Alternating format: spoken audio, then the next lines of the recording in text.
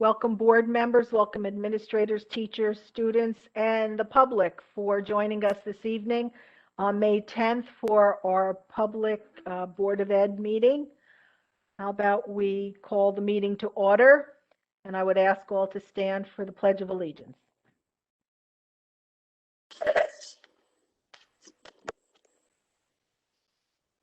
I pledge allegiance to the flag of the United States of America and to the republic for which it stands, one nation, under God, indivisible, with liberty and justice for all. Thank you all. Mr. Gorski, may we have a roll call, please? Yes, ma'am. Ms. Arminio. Yes. Ms. Belko. Yes. Ms. Bierman. Here. Mr. Chiarella. Here. Mr. Nikotinsky. Here. Mr. Pelori. I'm present.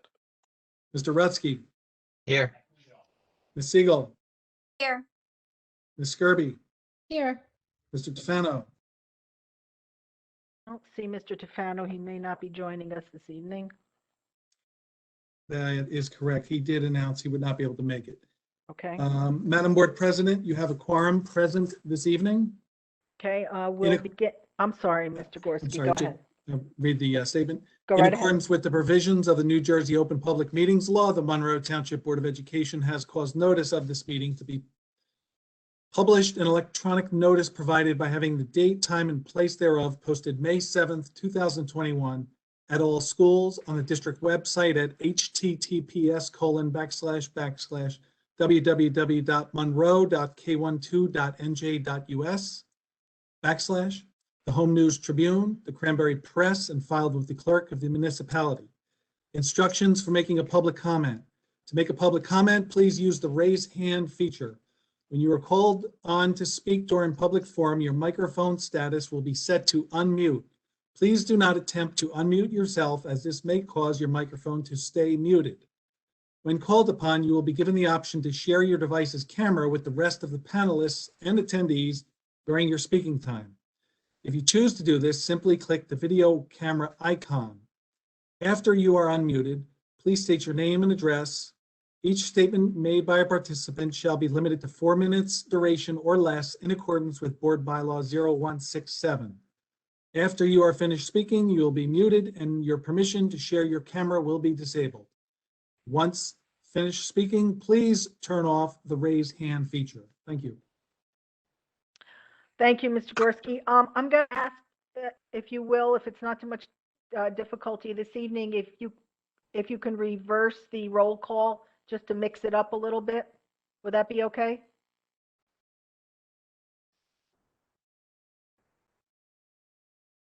Generally, we call you last for all of the other action item roll calls.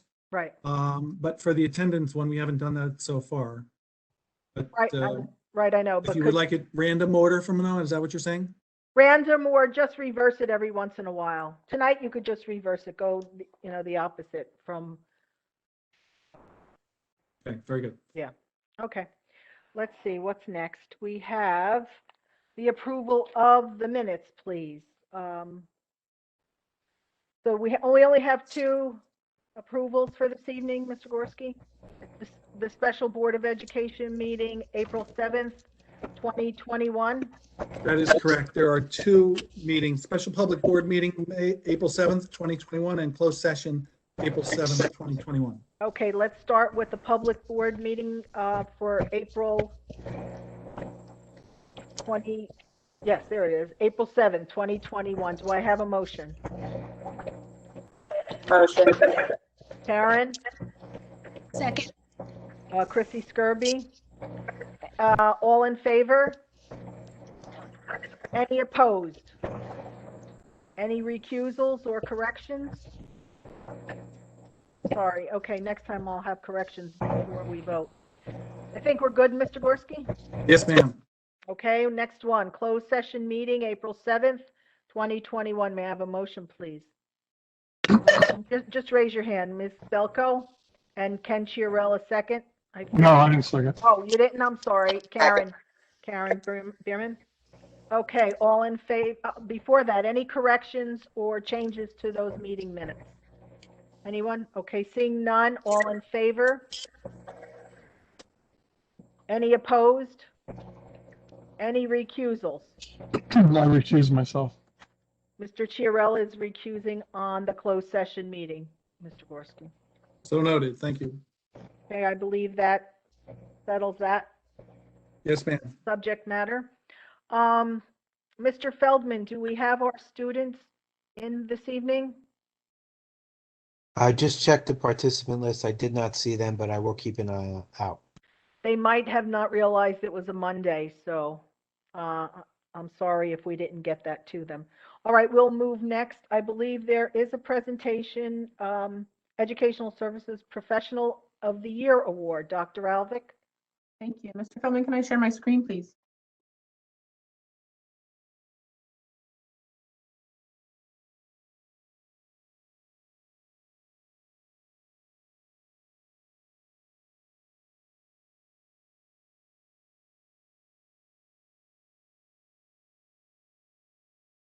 Okay, so this evening, we are celebrating our 2020-2021 Governor's Teachers of the Year and Educational Services Professionals of the Year. We do this every May for this past school year, and this year is no different. We still went and met with the teachers and presented them with their awards. At Applegarth School, our Governor's Teacher of the Year is Miss Danielle Mazza, grade 5 teacher. Applegarth School Educational Services Professional, Alyssa Verone, Media Specialist.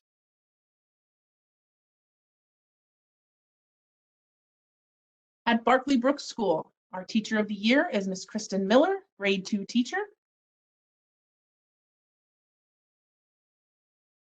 And at Barclay Brook, ESP of the Year is Miss Stacy Blum, Reading Specialist. Brookside School Teacher of the Year, Miss Kim Bertini, grade 3. And Brookside School Educational Services Professional is Miss Lisa Zimmer, Math Interventionist. Mill Lake School Teacher of the Year, grade 1, Lisa Papandrea.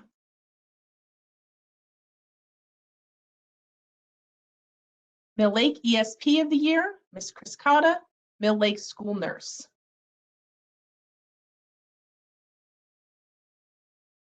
Monroe Township High School Teacher of the Year, Miss Christina Basili, Teacher of Special Education. Monroe Township High School ESP, Ms. Zahara Ploner, Speech Therapist. Monroe Township Middle School Teacher of the Year, Christy Zimmerman, Math Teacher. Monroe Township Middle School ESP, School Counselor, Ms. Taryn Yolson.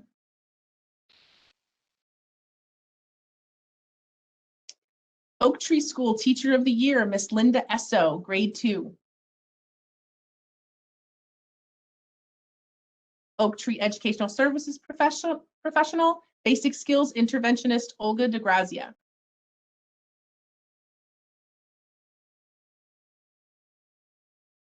Woodland School Teacher of the Year, 5th grade, Miss Abby Fleming. And Woodland School Educational Services Professional, Media Specialist, Miss Michelle Duskovich.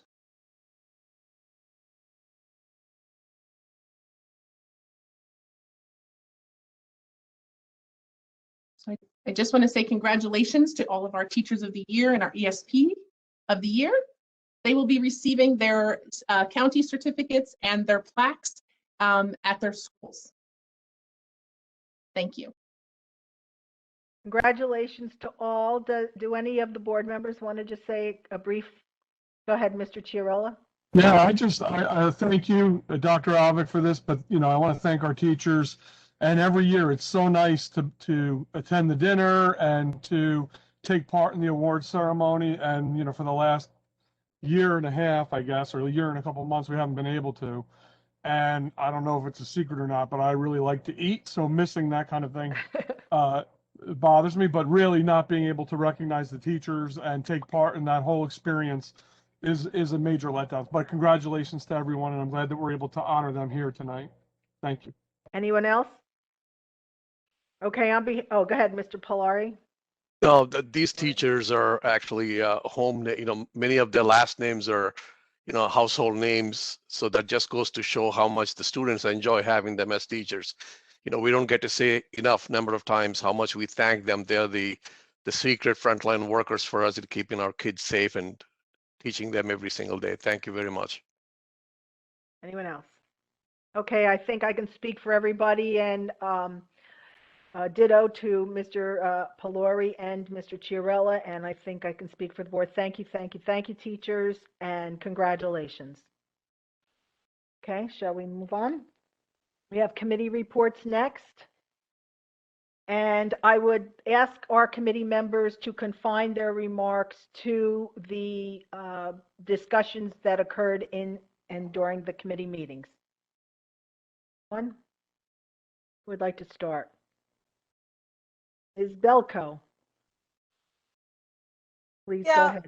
I just want to report on the curriculum committee. We had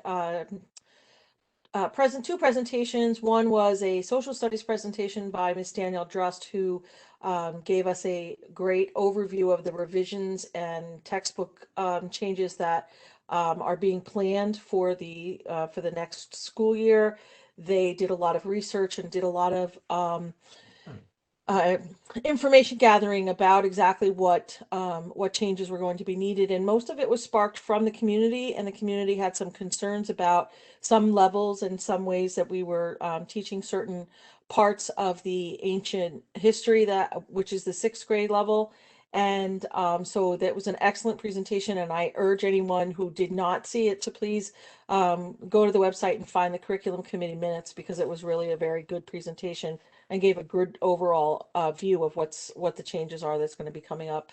And then we had Mr. Randy Flom did a presentation for summer 2021 reading, and for the middle school, making some changes to the to a program that they're going to be offering to the students for that need a little extra help in comprehension, and reviewed gave us all a little lesson in how reading comprehension is taught and how things are done. So that was the content of our meeting, and nothing else to bring forward. So thank you. Thank you very much, Ms. Belko. Any questions for Ms. Belko? Okay, I think Mr. Chiarella, you were next. Thank you. Yeah, we had a finance committee report on May 5th, and it's kind of lengthy, but I'm going to go through it as best I can here. So we had a discussion about lunch prices and the contract renewal for the food service management company, which is Metz. Mr. Gorski and Ms. Schaller presented the committee with a lunch price comparison of local districts for school year 2021. And the recommendation is to increase all lunch and milk prices 10 cents, with the exception of kindergarten milk, which will remain unchanged for 21-22 school year. Mr. Gorski and Ms. Schaller stated that the lunch and milk price increases will be a step towards the recommended federal reimbursement rate and help absorb the impact of food inflation and keep revenue goals in line. The committee recommends the increases. And, I'd just like to say that in the comparison that we were shown, that we still have some of the lowest lunch prices in the area. So, that's still a positive. Unfortunately, with inflation, everything seems to be going up. And so we're stuck carrying the cost for that. And so it's my recommendation of the committee that we accept that. Mr. Gorski and Ms. Schaller also recommended the committee to approve the renewal of Metz culinary management for 21-22. Mr. Gorski reminded the committee that Metz agreed to decrease their management fees by 35% last year, and the management fee proposed for 21-22 school year is $72,800 without any CPI increases and guarantees of return of $86,627.28 for 21-22 school year. The committee asked questions which were satisfied by Mr. Gorski and Ms. Schaller. And Mr. Gorski inform the committee that we will extend the credit card swipe stations to the elementary schools for a fee of approximately $3,000, which will expedite student student buying process. And it also helps with the anonymity of free and reduced lunches. So one of the things that I know the board members have asked for and we've asked for on the committee is just that we don't have a stigma attached to this program, and that our kids who are in need are able to buy lunch without that stigma attached. And this swipe card will enable them to buy lunches just like any other children would, and not have have them pulling out special tokens or special vouchers or anything like that. So I think this is a good addition to the program. Our next topic was an RFP for auditing services. So Mr. Gorski updated the committee on the RFP for auditing services and presented us with proposals for responsiveness. Well, and he will recommend 3 for board consideration. So he'll go through. Let's say he has 7. He will interview them and go through the process, and then recommend the 3 best ones for the board review. And the finance committee asked that the board as a whole review those 3 candidates. 21-22 budget update was the next topic of conversation, and Mr. Gorski provided a 21-22 budget update and informed us that the final budget and all of the required documents were submitted for final approval to the county office, and we are expecting approval soon, very soon. Falcon Care, we had a Falcon Care ECE interim financial report. We were updated on the financial reports for Falcon Care ECE. For 9 months ending 3/31/21, Mr. Gorski indicated that with the schools being closed and the requirement to continue paying fixed expenses like salaries, that funded a combined loss of $472,116. Mr. Gorski reminded the committee that approximately $2.4 million has been transferred from retained earnings to the general fund in prior years, which led to the possibility that a short-term loan from the general fund may be required in order to keep us open until we reopen and realize gains again from that program. And it's our belief that it will, revenues will normalize again, and we'll be okay. And the next item was statement of work for Tetra Defense for consulting services. On behalf of Mr. Fellman and recommended by Ms. Armenio, Mr. Gorski presented a statement of work from Tetra Defense. The company was recommended by New Jersey School Insurance Group, Beasley Group, to provide specialized consulting services to Monroe's tech department in the area of networking, security, and mitigating the DDoS attacks that we've been experiencing. And the committee has recommended the statement of that statement of work. A price reduction Comcast amendment. So some good news here. Mr. Gorski presented the committee with the 4th amendment for Comcast service, which will reduce the monthly internet charge by $1,418.27 per month because of the reduced consortium rates, and the discount because of the DDoS mitigation services that the district has been undertaking. Barnes & Noble Book Fair event agreement was the next one, and Dr. Lehman introduced the Barnes & Noble Book Fair agreement to the committee. The book fair is an opportunity for schools K through 12 to increase money through in-store and online book sales. The committee recommended the agreement. And then the last but not least, the committee discussion on finance committee agenda and board consent agenda.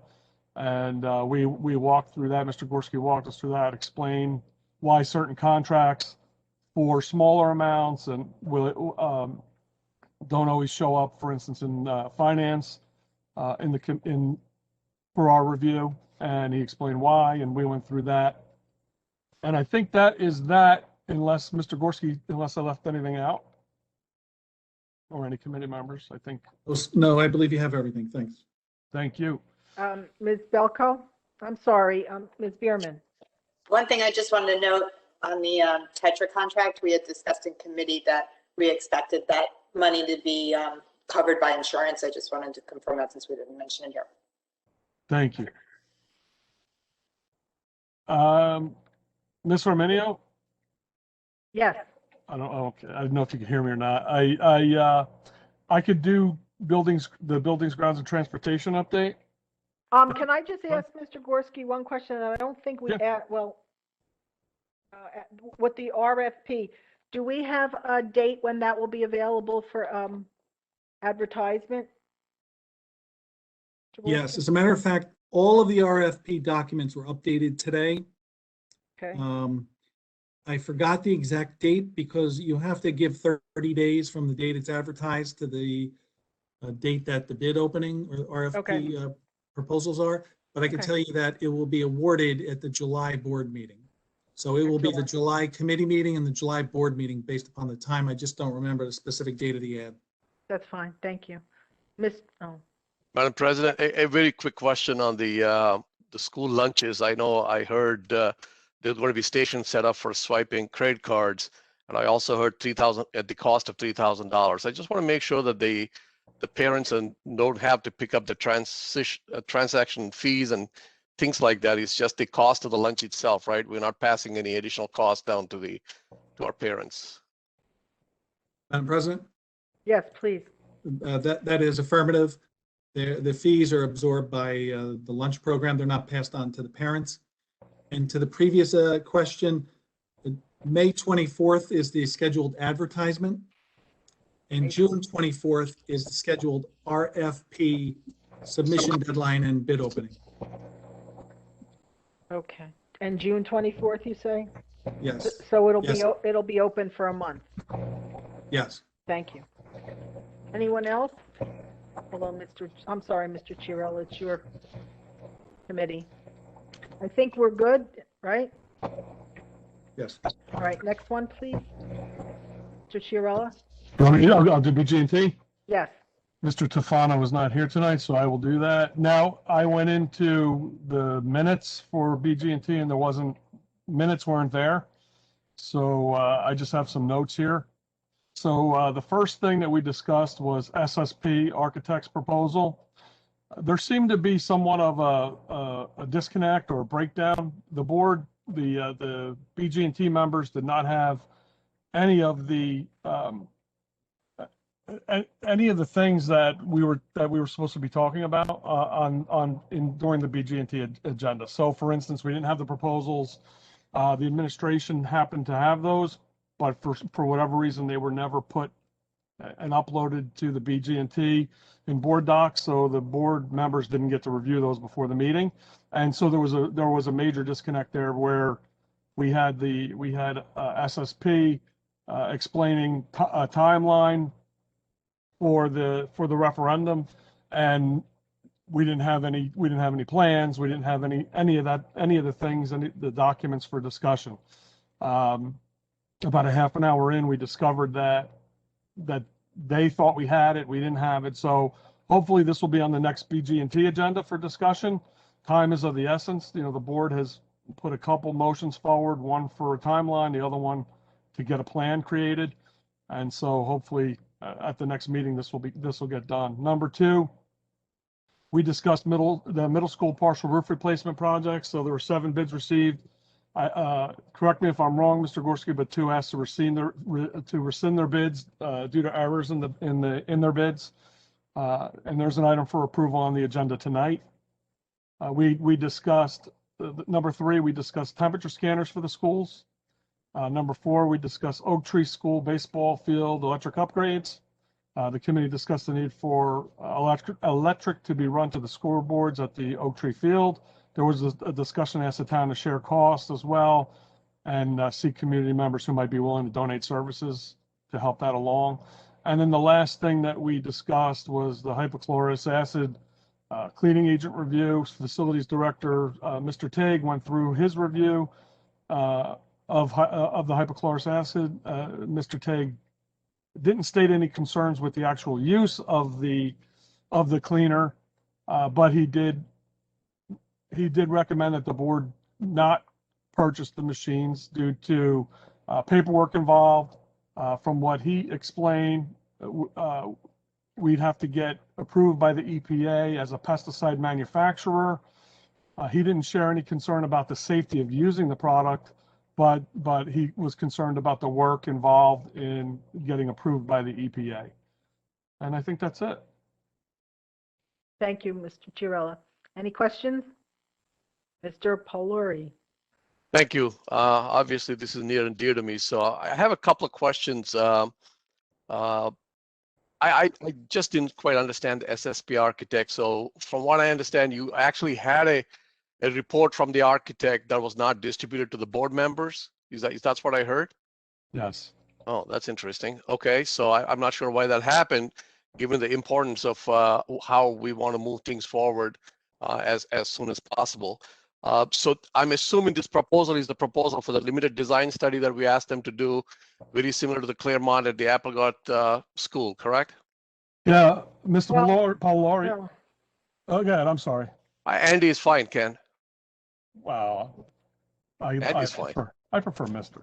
But it was both, right? So it was the limited design study, and it was also a timeline as we had voted on. I think it was your motion at the last meeting. So it was both of those that were supposed to be there. We found that out through, as he was just, as the representative was just going through the timeline. About a half an hour in, we stopped him and said, we were looking for the plan. And that's when he said, well, it's there. I gave you guys everything. The administration has it, but none of us had it uploaded. I think there was a misunderstanding. I think everyone thought it was uploaded and it wasn't, and we didn't have it. So we didn't even know what we were looking at or talking about. And so we're going to look to hopefully have that at the next meeting. I mean, the next meeting is almost over a month away. Is there any possibility that the board can get those documents to look at, not just the committee? The committee did get them, but I think that's a good idea. Yeah. Mr. Chiarella? The documents were shared in the weekly confidential on Friday with the entire board. So, Mr. Poluri, you already have it. Thank you. I did not see those yet. Okay. The second one is the roof replacement at the Monroe Township. I believe it's the middle school, if I recall correctly. Mr. Gagliardo, I'm not going to mention the numbers or the names. I'll stay confidential on that. But I do see that of the base bid A and base bid B, there are different costs. Is there a possibility that we could do two separate contractors, or do we have to stick with the same contractor because there's some savings associated by splitting it? Go ahead, Mr. Gagliardo, please. If you reserve the right to do that in your bid documents, it's perfectly lawful. If you did not reserve the right to do that, then it's not. Okay, I mean, I understand your answer, but I'm specific to our schools to see. I mean, if we can save whatever number it is, 10, 15, 20,000, $50,000, is there a way to do that? And I would like the building grounds and transportation to explore that. Sometimes it's not feasible. That's why I ask it as a question, because you give there's a order of magnitude in terms of savings for the contractors, mobilization and things like that. But the bid appears to be broken up very clearly by contract. So if we can explore that, we'll be saving some money. Yeah, there's standard language, but I don't know if you have it. There's standard language in bids that where you reserve the right to do exactly what you're saying. And if you reserve that right, you are free to exercise it. Right. So the problem here is that we don't know if it is or not. But as I said, I just want to give that recommendation to the board, to the building grounds and transportation to take it back and see if we can save some money on it. That's all I have. Thank you very much. Okay, if I may, Mr. Chiarella, Mr. Gorski, have we ever done that in the past? And do we have language to do it in the future?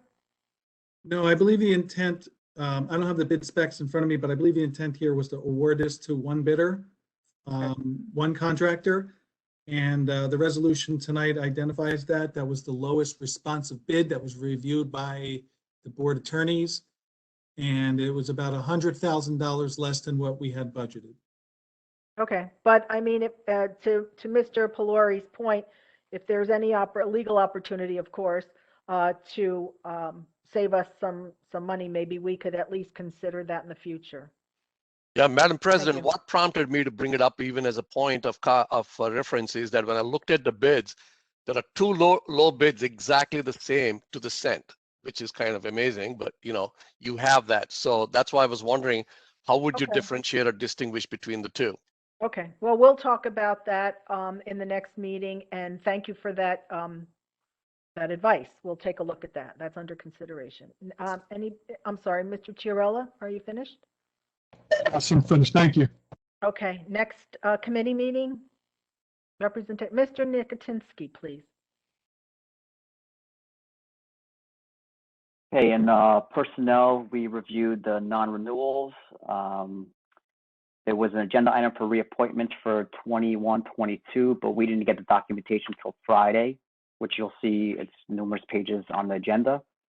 And we reviewed the approval of assigned staff for 21-22, which was letter I that was tabled last month. It's on the agenda for letter E tonight, and vacancy list and exit survey. That's it.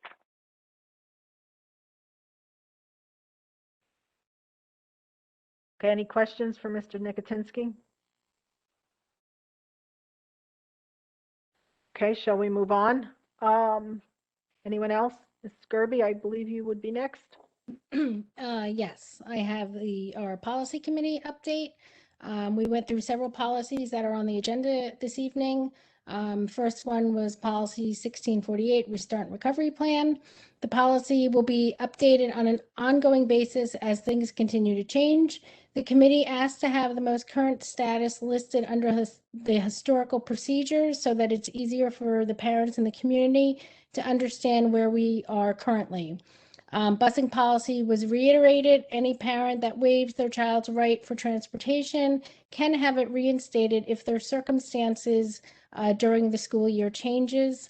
It was discussed that although we have said that you cannot change your mind for transportation once you waive it, that is not accurate. We just need to be clear to the parents and, not approach it as if it's a favor or an exemption, that it is their right to ask to be reinstated if their circumstances change.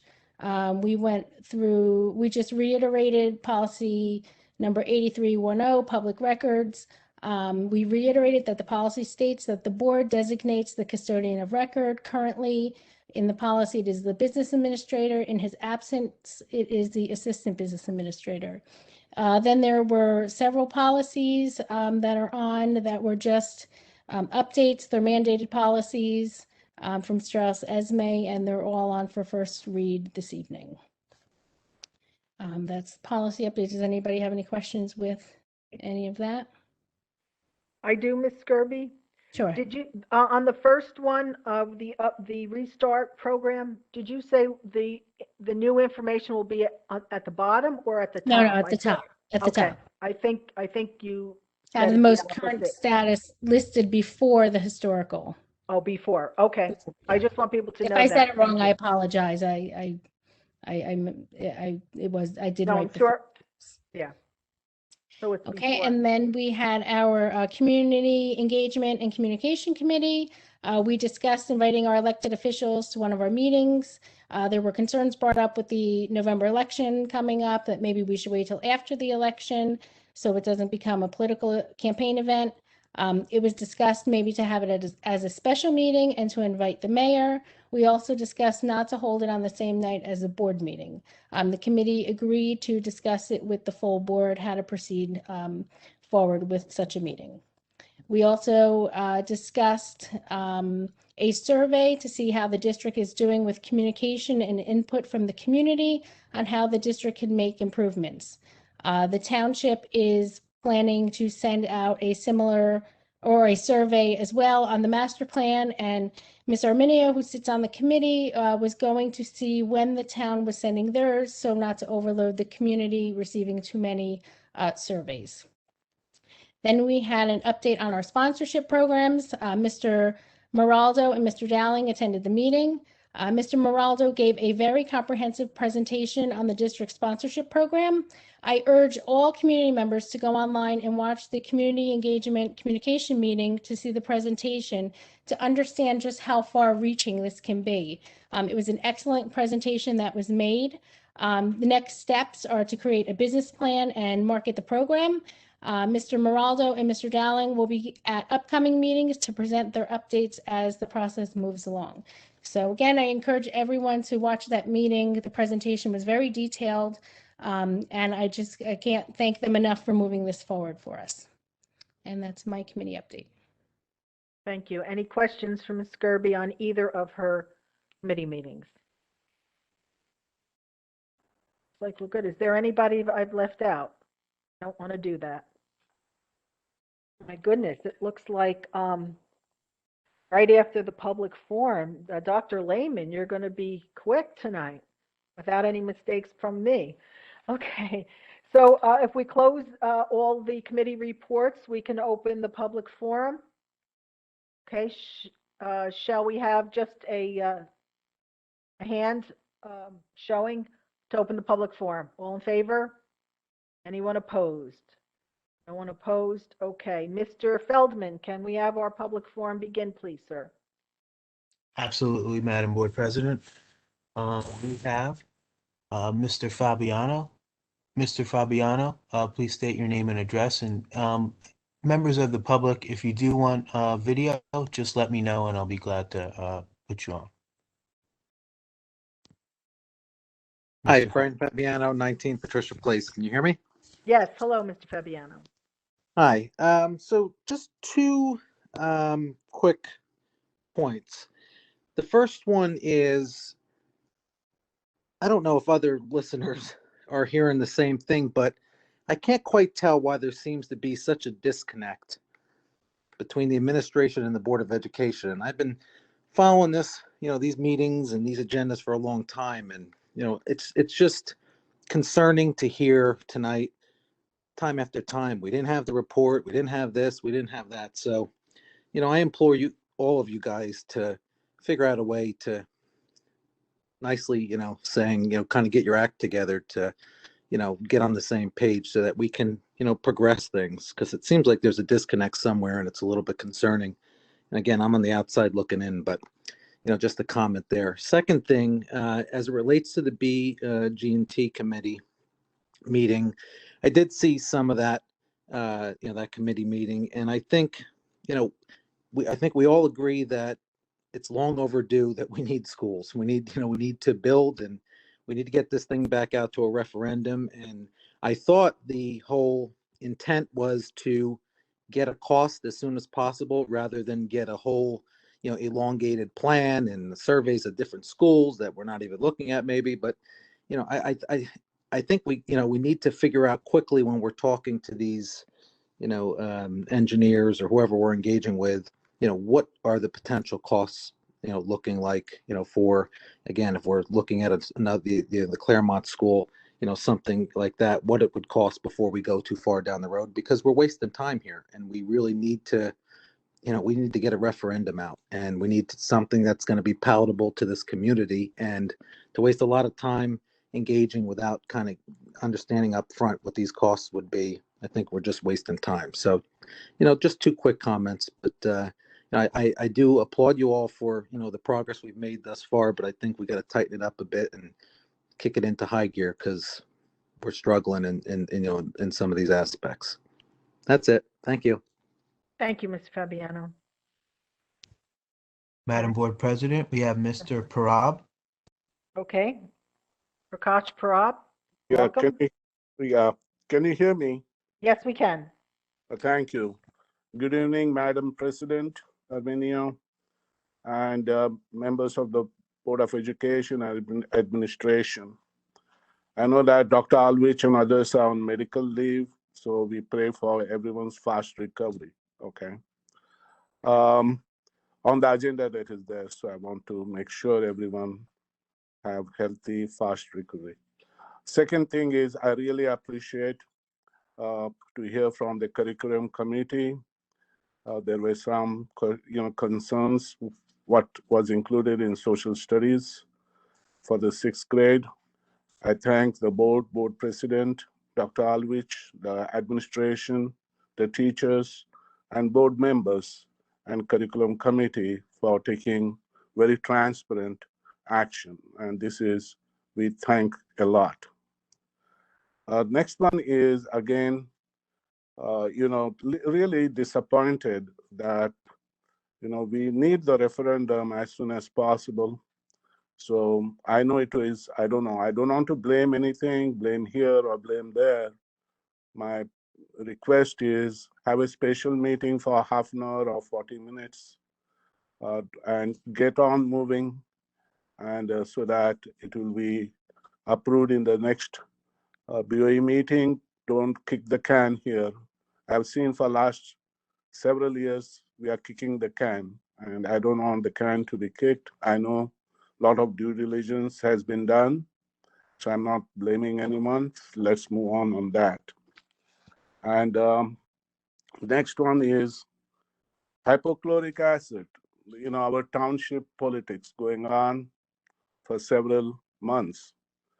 And let people write the minutes of the meeting in the Facebook. Let them hear very fast and clear what takes it. That safety issue of this equipment is not there. There's no safety issue. So let the people who write the minutes outside on the Facebook, let them document that. Secondly, this equipment, I have used a lot of equipment in my pharmaceutical career. If it is safe and effective, getting EPA approval, how much time it takes to EPA approval? Let the process take 6 months, 8 months, or 10 months. But I say that if the EPA approves it, let us have one equipment. And I tell you, this equipment is, it is like continuous. You can prepare several gallons of the material a day. You can supply to 6 schools. You don't need 6 equipments.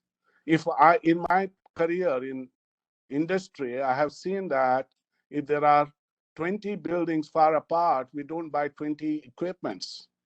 And, that is the thing, money saving. I'm not going to give a lecture over this. I think I'm just talking because board is going to vote on it. I request board, let the paper continue. It may take 1 year, that's fine. But, get the approval, get one equipment, you can supply. If you put that equipment in middle school, it supplies to middle school and high school, and every day you can produce it and supply to other schools. The buses go, I don't want to put on the bus, but our vehicles go across the schools, we can supply it. So think beyond the thing. I don't know, even if we save $30,000 per year, we can buy books, we can buy pencils, everything to the school. So please consider this. Don't let us not make it a political. I'm worried about the brew tab. You have to wear gloves, we have to wear glasses to handle it.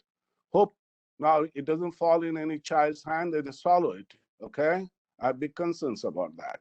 It is EPA approved, so what? I don't know what way they look at it, Okay, those are my comments, Madam President. If there's any discussion, that's fine, but those are my requests. Thank you. Thank you, Mr. Parab. Thank you very much. I think we are good on that. We are definitely, I just want to talk about the referendum. The referendum is tens of millions of dollars to go out to our community and ask them to support our construction ideas. We also, there is a give and take. There is a time consumed in discussion and deliberation. I don't think that's entirely a bad thing. We are trying to focus in on exactly what we're looking for. I think one of the things that we were hoping for before we get an actual timeline is to see what type and cost, or just a cursory view of the cost of that particular kind of school that we've been discussing. I applaud our board members for thinking maybe A, B, and C plans, because we know that our plans in the past, when we had limited plans to put out to our community, did not get the approval of our community. So I think what this board is trying to do, albeit somewhat frustrating sometimes, is to really deliberate on different issues. We've talked about, in the past, we only talked about brick and mortar and the horrible trailers that we have to rent. Now we are trying to just bring in other information, modulars, this new type of construction, and of course our brick and mortar still as our option. So I think that we are really trying to focus in on what would be the best thing and what would be the best practice for us to get an approval from our community. But thank you, Mr. Parab. Mr. Feldman, anyone else? Yes, Madam Board President, we have Mr. Esso. Yes, please, Mr. Esso.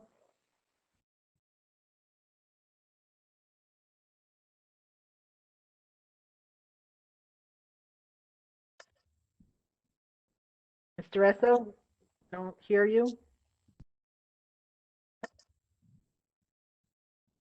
Okay, I'll go back to Mr. Esso in a few minutes. I'm going to go to Mrs. Hart.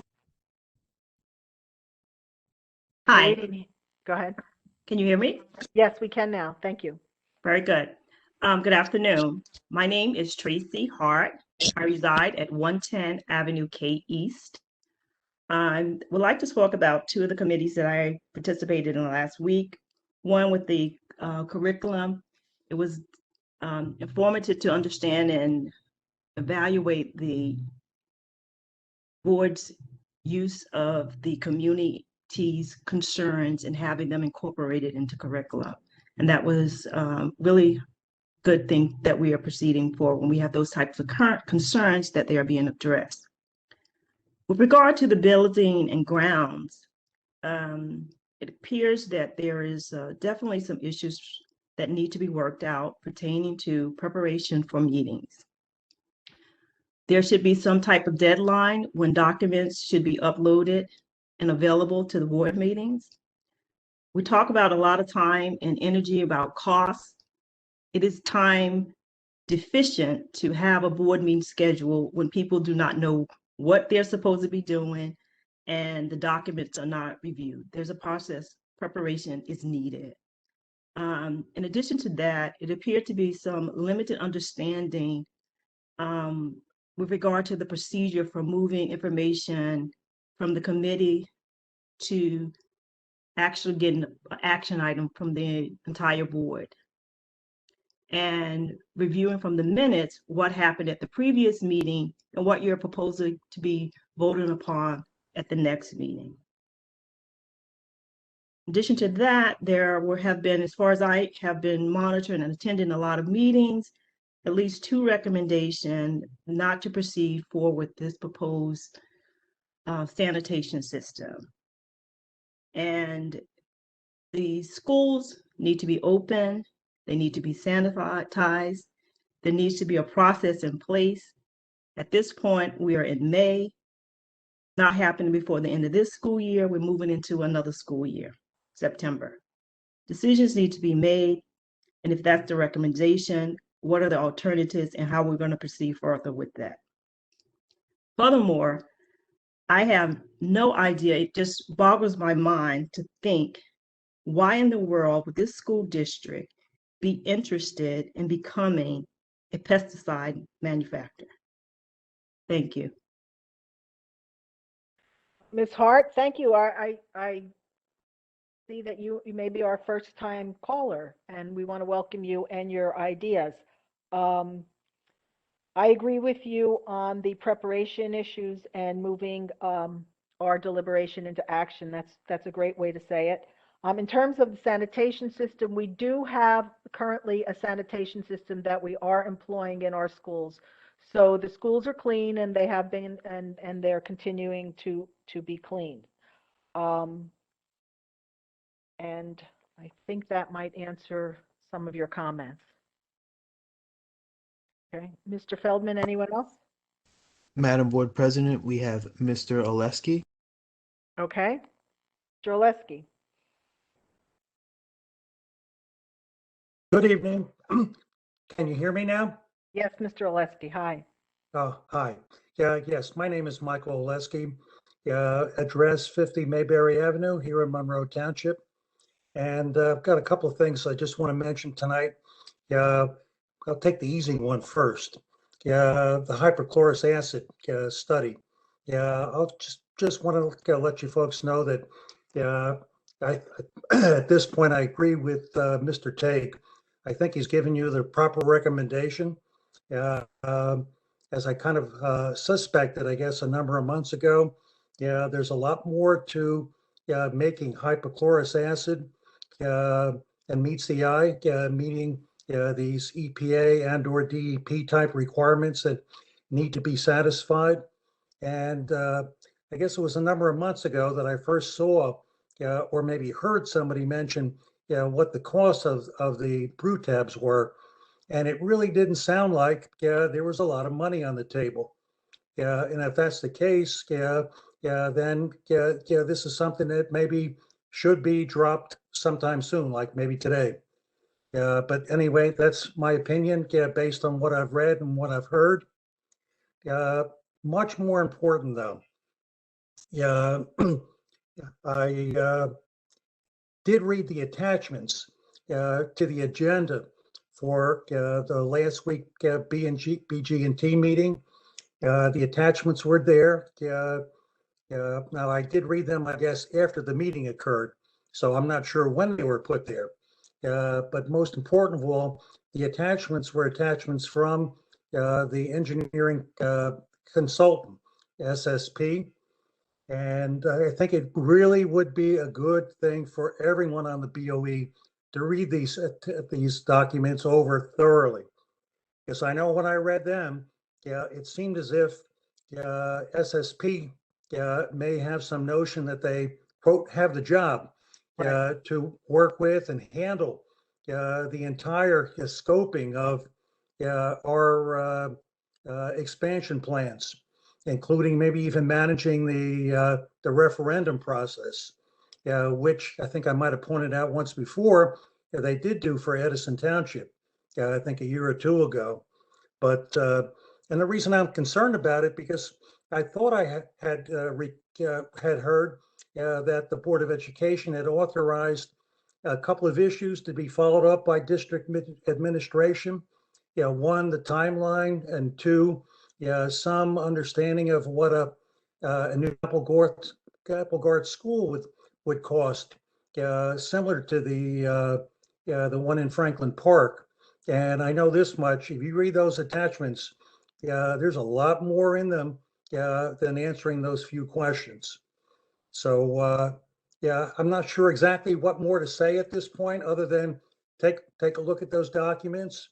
And it looks like maybe we have to have a little more of a reset with regard to where we go, because I don't think you could just act on those documents at this point.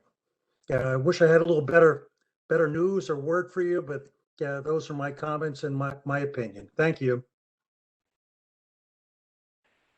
Thank you, Mr. Oleski. Therein lies our a little dilemma that we are trying to, again, focus on and straighten out. So hopefully we will be moving forward with a lot more detailed but smaller focused report. Anyone else?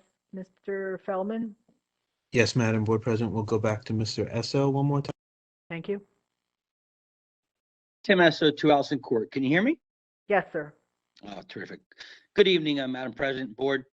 I just want to state a couple of comments I have. My first comment is, so I watched the finance meeting, and I'm just glad to hear that the board is moving along with hiring a new audit firm. I want to applaud the board for listening to the public and changing auditors. It's a refreshing change. Change is good. I did watch the finance meeting, and I want to request to the board that they make certain that they are all provided responses to the request for proposal. I am confident that the board, along with the attorney, can vet whether all are qualified. This is a decision of the board and should not be tainted by any opinion of or by the administration. Like I said, change is good. Secondly, I looked at the agenda this evening, and I just wanted to get an explanation, possibly from whomever, about the $25,000 to be spent on a wellness lunch. I just want to know, is this a credit from the insurance company that can go to some other wellness initiative, or did it have to be spent specifically for a lunch and the activities listed? And when you say credit, if we do not use the amount, do we still get the money back, or is it what is needed to use it, or do we lose it? So is it money that is specifically designed or designated rather for this wellness day, or does this money go back into the general fund for us to, or to say for the board to approve elsewhere? And finally, I just want to, I know this may not be the portion for it, but I want to congratulate my beautiful wife for being Teacher of the Year at Oak Tree. And I just want to say to the board and the administrators, thank you for recognizing all of our teachers. To me and to many who are married to a spouse who is a teacher, their work does not stop at 3 o'clock. It begins at 7 in the morning and it ends at 9 o'clock. So it's very nice to see the administration recognizing Teachers of the Year as well as all of our educators. Thank you. Thank you, Mr. Esso. Yes, congratulations to all of our teachers once again.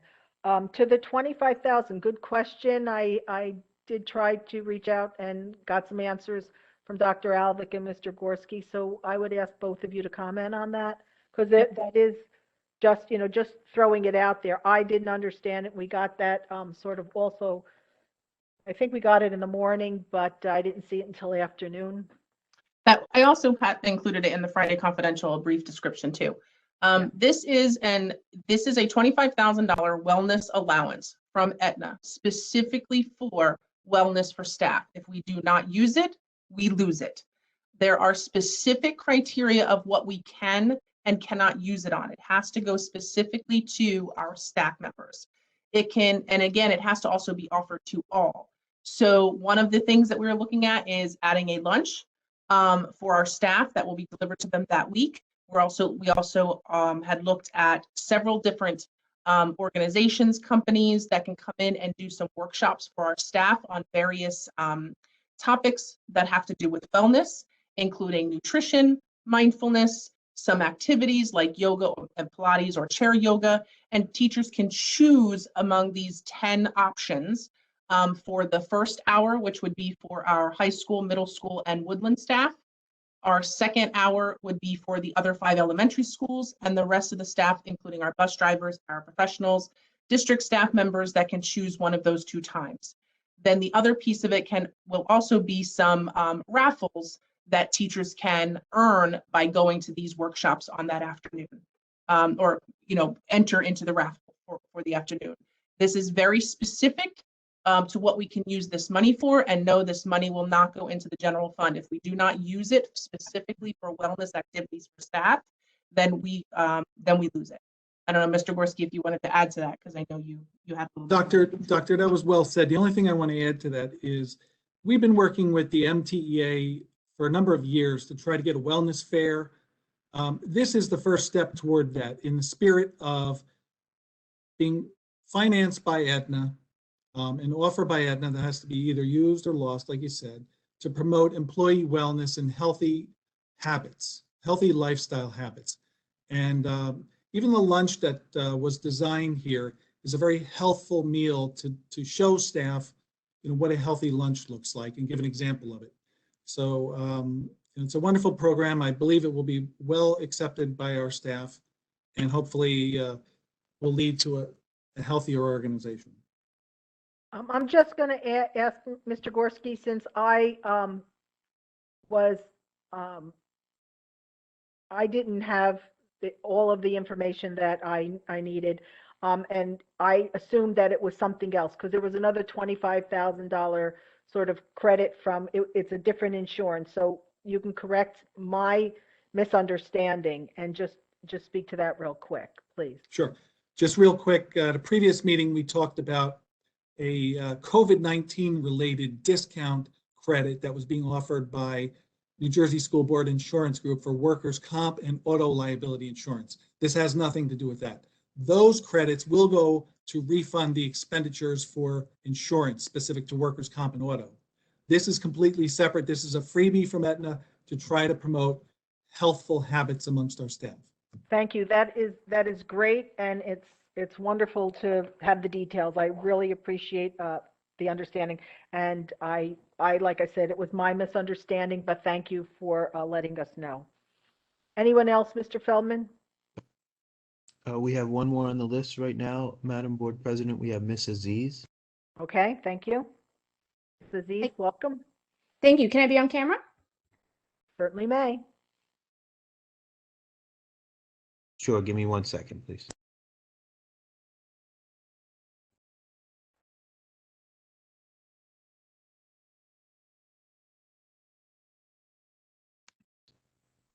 you should be able to share.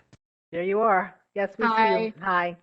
Hi, I'm Sarah Aziz, 3 Lancelot Drive. I want to start by saying that I'm very happy about the updates to the social studies curriculum in the 6th grade. I believe that it truly reflects the diversity of the world that we live in, and I really appreciate the changes.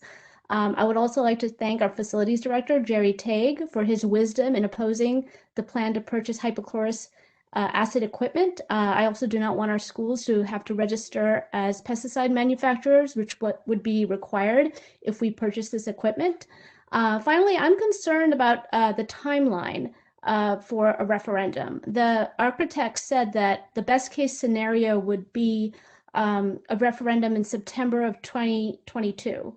And I was wondering if there's anything that can be done to expedite that. My understanding is that the architect cannot provide us with a cost unless the board directs them about to give them specifics about the building, like how many classrooms we need, what type of classrooms. I mean, the curriculum to some extent drives the building. I mean, do we need science labs? Do we need special sensory rooms like the kind that Claremont had? And I was wondering if the board had directed the architect, had given the architect these directions so that they can come up with a cost estimate. And I am concerned about the delay, and I hope that I hope that the architect is able to complete his presentation at the next BG&T meeting. Thank you. I think just like you said, we were hoping for specifics about the building. That really wasn't what we saw at the last BG&T meeting. I know we have a timeline. So we have 2 different issues. We have a timeline that we want to perform for and have action items, but we also want before that, it's like, we don't want to put the cart before the horse. We'd like to see what the building has to offer us. I mean, we may not be choosing that building, that structure or whatever. It was, like I said, it was a thinking out of the box, if you will, and trying to get a different design to see if we could save the district some funds. We already have a design for some of the other buildings. We know how much they would have cost based on our referendum. But Dr. Alvick and the administration really had one-to-one discussions with the architects. We did not at this point. Go ahead. My understanding was that the last design study included options for modulars, and I think there was a Butler building. There was some other type of building that was at a lower cost. So I know that the other design study did not exclusively focus on brick and mortar construction. When you said design study, which one are you referring to, please? The one done last year, the last one that was done, and there was 3 plans: plans A, B, and C. Plan A was roughly the ad hoc proposal. And what I think the board wants this year is basically Plan B, replacing Applegarth with a new school and building some additions onto Barclay Brook and Brookside. And again, the modular ones are still on the table too, because those were, I think we were talking about some Barclay Brook and Brookside, but also the high school. Dr. Alvick, did you want to just follow up on that? I don't want to take up your time, Mrs. Eves. Did you have any other questions? No. Michelle, we can concentrate on that. Okay, Yeah. Go ahead, Dr. Alvick. Thank you. Yes, we did give, the administration has given the architects a list of the classrooms that would be needed. In order for the architects to develop a design, they would need approval from the Board of Education to do the design study. Okay, I think we're talking semantics. So we are going to, as a committee, hone in on that and get what we're looking for. Okay. Thank you. Thank you. Anyone else, Mr. Feldman? At this time, Madam Board President, there is no one else. I think, Mr. Gorski, you have 2 things to read. We had 3, but Mr. Fabiano spoke, so I don't know that we would be reading his statement again. So you can read the other 2, please. You have them? I think I have them if you'd like. Yes, I do. I have them.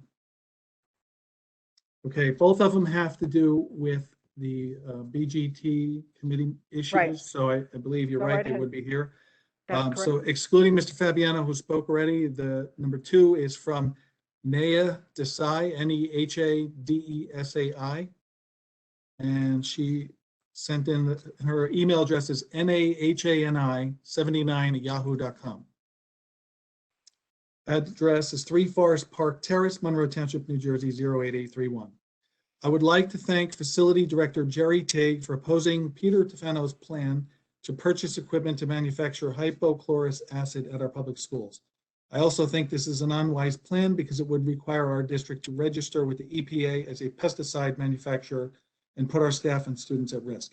I also want to thank Mr. Gorski for his explanation about the differences between a bid and RFP. It was really helpful to the public to understand why it may not always be in the district's best interest to go with the cheapest bid or proposal.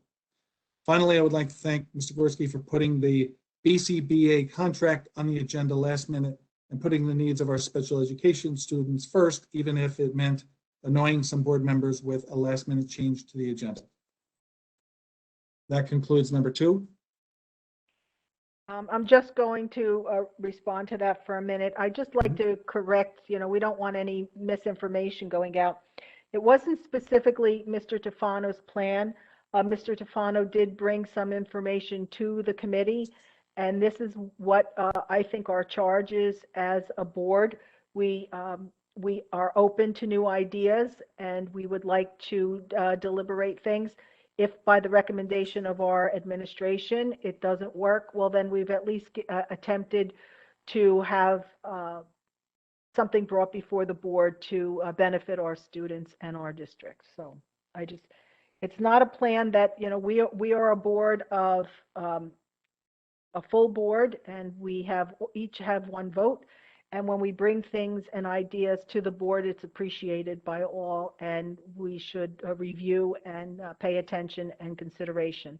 Everybody has different ideas that they can bring to the table, and we would like to be open. Certainly, we would like to see when our teachers do that for our students. We wouldn't want to discourage anyone from having good ideas or even ideas that may not be recommended. So I just wanted to correct that. Mr. Gorski, you can go ahead and read the other letter. Thank you. The next one is from Virginia McGinnis, VMCGINNIS1@outlook.com. Her address is 325C, Nantucket Lane, Monroe Township. I support the decision of Mr. Tague in not pursuing manufacturing the pesticide hypochlorous acid on site. It was disingenuous for the vendor not to disclose all the pertinent information regarding the law and these machines. This equipment purchase would have unknowingly put our school district in violation of the law and caused taxpayers to pay heavy fines to the DEP. The vendor also failed to inform the BOE that this equipment purchase would require our school district to register as a pesticide manufacturer, in quotes. This supports my view that the manufacture of hypochlorous acid on site would be hazardous to our staff and students. I would also like to thank Mr. Gorski for maintaining his professionalism at all times. I'm glad that Ken Chirella asked Mr. Gorski to explain the difference between bids and RFPs. The public truly benefited from his explanation, especially since it is alleged on social media that these contracts were awarded to friends, in quotes, of local public figures. Katie Belko's attack on Mr. Gorski was rude and uncalled for. She admitted that her understanding and comprehension of board member matters is not good after 8:30 p.m. If this is the case, she should step down from the Board of Education as its meetings normally run past 10 p.m. That concludes number 3. Okay. Anyone else? Mr. Feldman?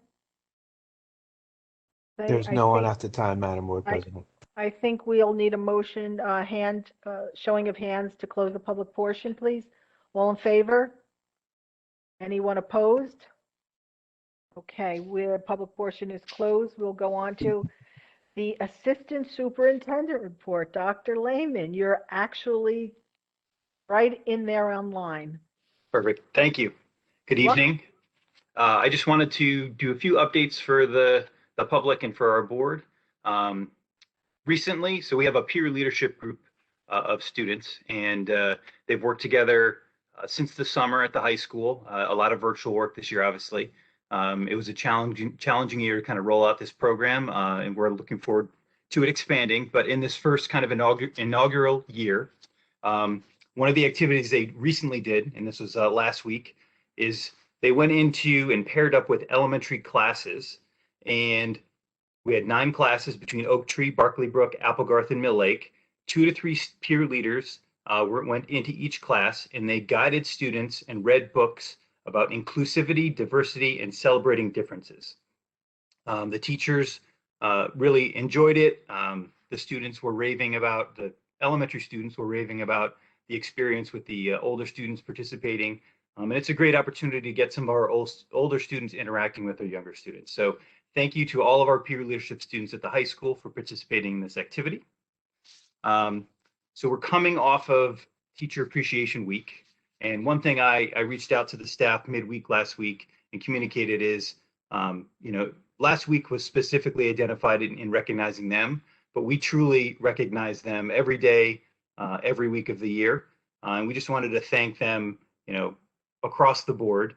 But we did have a few staff members that garnered some extra attention this year. We had one teacher from Oak Tree, a classroom teacher, Miss Castellano. Miss Dinsmore passed along a link to her website, to the website where she was recognized by New Jersey News 12 as a Teacher of the Year. So it's very exciting. I know a few board members also shared the information, so thank you very much. But congratulations to Miss Castellano for getting some publicity and being able to demonstrate her enthusiasm and her love for her profession and her students publicly to the entire state of New Jersey. So congratulations. And we also had another teacher from Oak Tree. This is our media specialist, Mr. Gleason.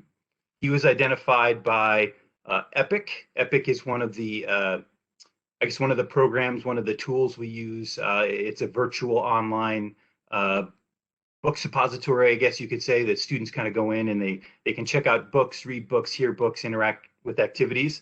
And he's been engaging with them since the beginning to a very high level. And one of the things they did is they picked up on his very digital-centric classroom, and this was even pre-COVID. He has an Instagram page, a Twitter page, and he does a lot of book competitions and book battles and things. But they identified him as a 2020-2021 Epic Master Teacher of the Year. There were 10 educators nationally identified, and he was one of those 10. So congratulations to Mr. Gleason. Again, he's the media specialist at Oak Tree. But also congratulations to all of our teachers. We're in the home stretch for this year. We're looking more towards a much more normal year next year with our fingers crossed. And everyone's done an outstanding job getting through this. And we applaud you, every one of you, for what you do every day. So thank you. Thank you, Dr. Alvick. I'm sorry, Dr. Lehman. Dr. Alvick, are you ready? Madam President, may I ask a very quick question to Dr. Lehman, please? Certainly, and if anyone else wants to afterward, just raise your hand. Yeah, Dr. Lehman, are we keeping track of how many of our teachers are actually getting vaccinated? And is there a special program either the county or the township or the state is undertaking to make sure that the teachers are being taken care of with both the vaccines? Dr. Ivak, I'll start this and you can jump in whenever you feel appropriate. So we do not, if the teachers share that they got vaccinated, we certainly welcome that, but we're not requiring them to report the information to us. We've gone through the school year, and as of where we stand right now, any staff member, teacher, bus driver, paraprofessional that wanted a shot has had the opportunity to coordinate with us to help, and we've been helping them get in contact to get a shot. So that's kind of our current status. Again, to answer your first question specifically, though, we don't, anybody who's told us, the nurses have, they're keeping track of that information, but outside of that, we're not requiring them to communicate to us. Is that accurate? Yeah, Mr. Lehman, my correction, I said teachers, I should have said the district staff, including the teachers. So not that I'm trying to ignore anyone. Yeah, thank you. Yep. And it comes into play, when we do contact tracing or there's exposures and things, that's when, if they haven't previously shared, we tend to find out because that impacts the quarantine periods and things like that. So. Thank you. Dr. Alvick, did you want to add to that? Oh, well, I can say that I know we collaborated with the MCEA and we were able to secure a date at Central State in Freehold for our staff to go, and this included any staff members, and we had over 130 staff members who were vaccinated on that date, and that was one of the reasons we had a remote day in April, because those 130 staff members got their first dose over spring break, but their second dose was April 21st. So that's why April 22nd was a remote day, because we know to expect some of the after effects of the vaccine. We also worked with Pennsylvania Hospital in Princeton, and they were working with districts to try to secure and create clinics within our schools for staff members. Because at that time we only had about 12 staff members who were still looking for an appointment, I was able to get those 12 staff members an appointment through at New Brunswick High School. So we partnered with another school for them to be able to go up and get that. Walgreens has also offered some vaccination appointments for our staff, so that information was shared with staff. At this point, I don't have any staff members looking for an appointment, but we also have shared multiple walk-in opportunities or other clinic opportunities, not only with our staff, but also with our families and our high school students. Thank you, Dr. Alvik. That doesn't mean we've only had 130 people getting vaccinated. It's just those who took advantage of the opportunity we presented as a district, correct? Correct. Correct. And have others not having participated, have they given us, have they voluntarily given us the information that they've been vaccinated? Do we have any idea how many staff members have been vaccinated, to Mr. Pilar's No, question? because we can't ask that question legally. I know you can't, but if they tell you, can we take that number? Can we? I wouldn't want to share a number like that because I don't have that number. The nurses, if there's a staff member who, because of through contact tracing, we're identifying that they're a contact, or if they've traveled and they want to shorten their quarantine or not go into quarantine, then they share that information with our school nurses. Our school nurses do not keep that information. Mr. Gagliardi, I don't believe the state has mandated any necessity for vaccines for our school staff. Is that correct? That is correct. And I think New York, they're trying to do that, but there is no mandate in New Jersey. I just want the public to be aware of that. There's no mandate in New Jersey, and if there were such a mandate, you'd have to create exceptions for medical and religious exemptions. Excellent. Okay, thank you. Anyone else for Dr. Lehman? Okay, Dr. Galvik, if you would proceed, thank you. Okay, good evening, everyone. I would like to give a very brief update on our district goals and where we are currently with our district goals. So, Mr. Feldman, can I share my screen, please?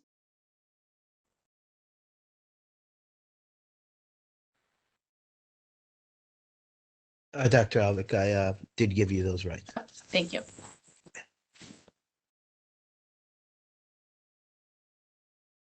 Okay, so very, very briefly, we have 3 district goals this year. The first one is to engage the school community in the strategic action plan for the school district. We started this last school year.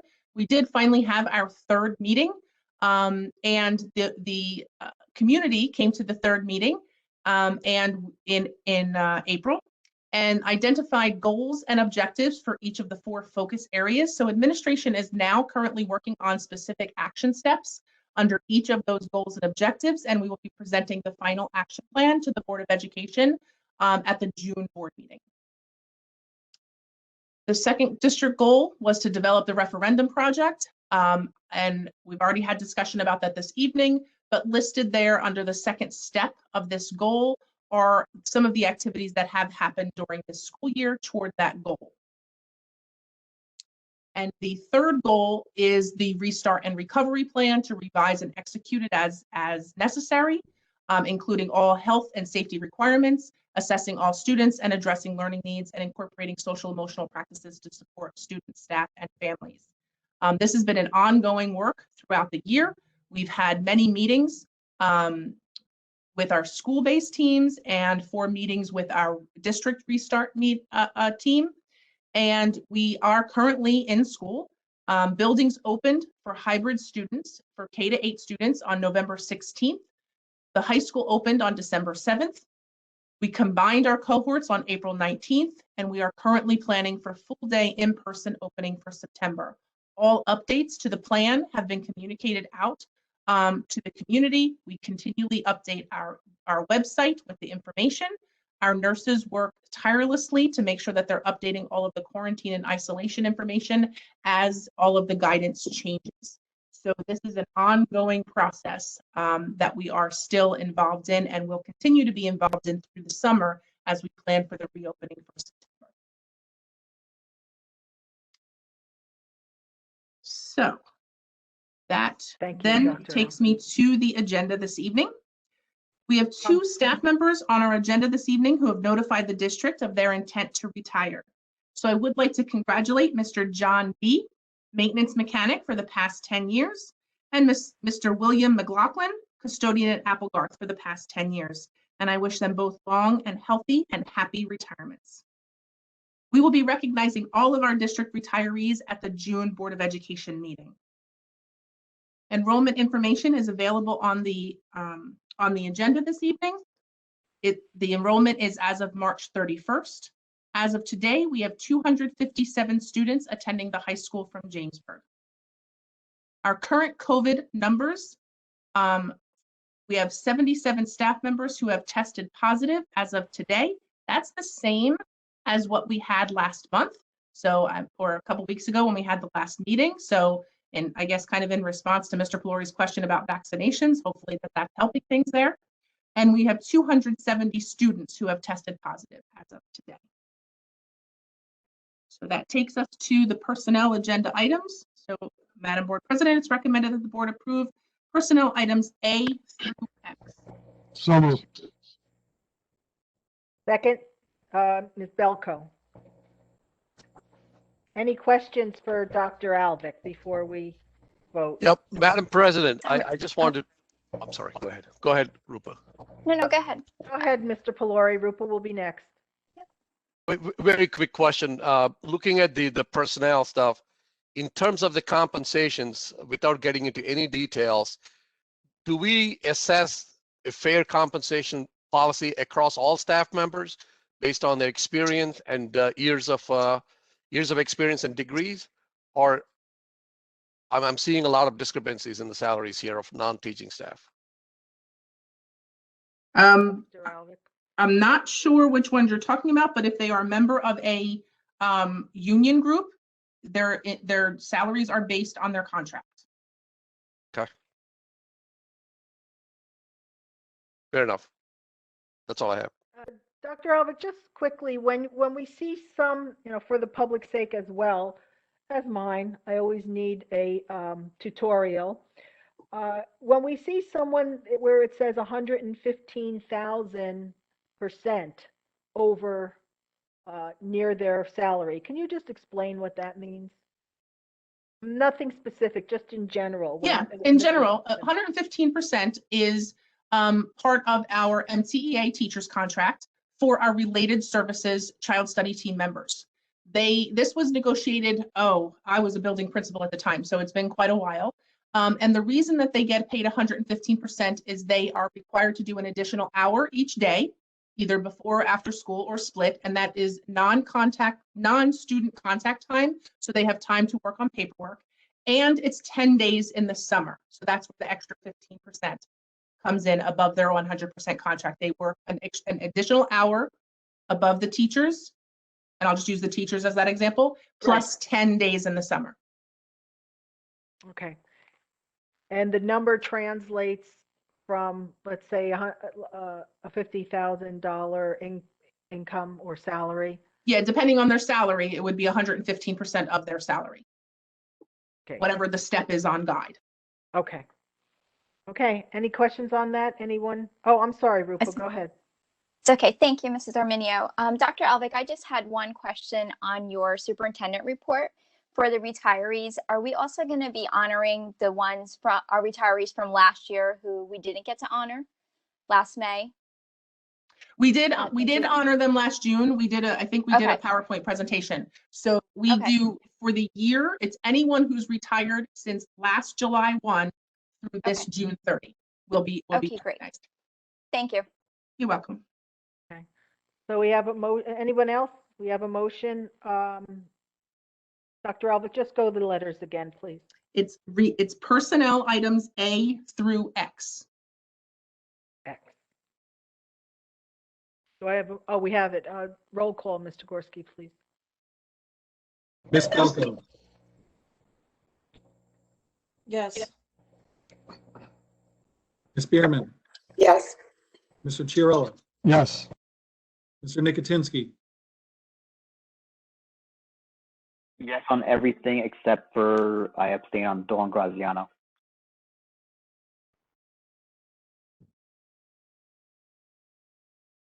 so noted. Mr. Pelori, Yes.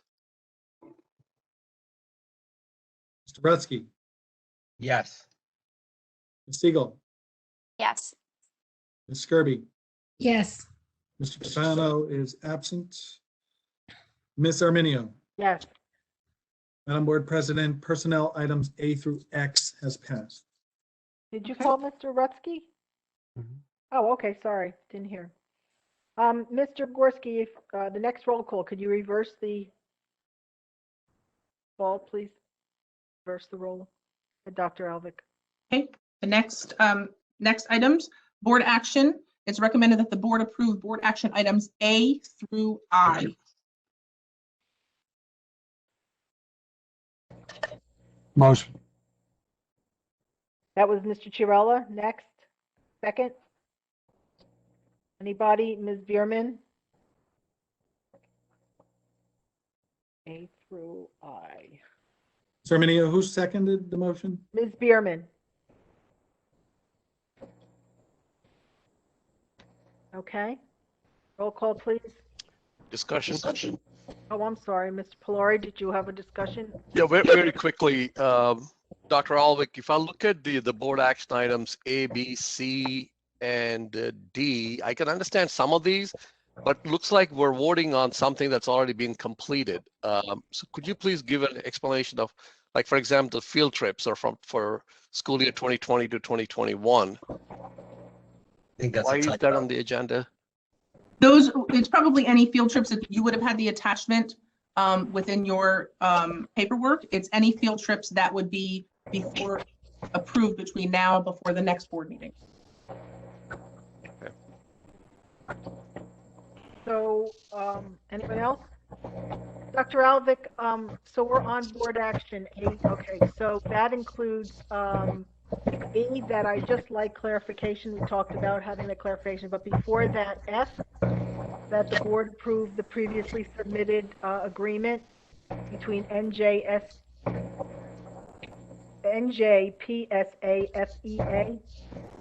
Yes. Yes, okay. How many, it says up to 30 people. How many people would be attending? Will you have the full 30? Yeah, The this workshop. is something that we do each year during our summer administrators workshop. Every administrator is required to attend a legal training every single Okay. year. If we send them out, it costs more than if we bring in someone from New Jersey Principals and Supervisors Association.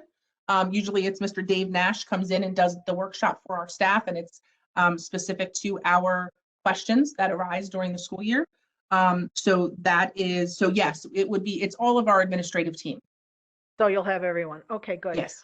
We talked about, just going back to E, this was I last month, and we just wanted to, the personnel committee got a little bit of an understanding and description. Could you tell us what this entails? I think we said that you, when you do move these staff members, it is the superintendent's prerogative to do so, but you limit it to in the building, each building. Could you just explain that so we Right. all understand?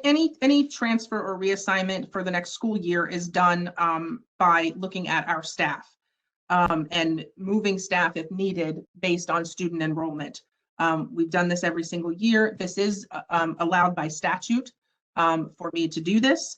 But we still, any open positions, we still post, and all recommendations and all changes are put on the board agenda for board approval.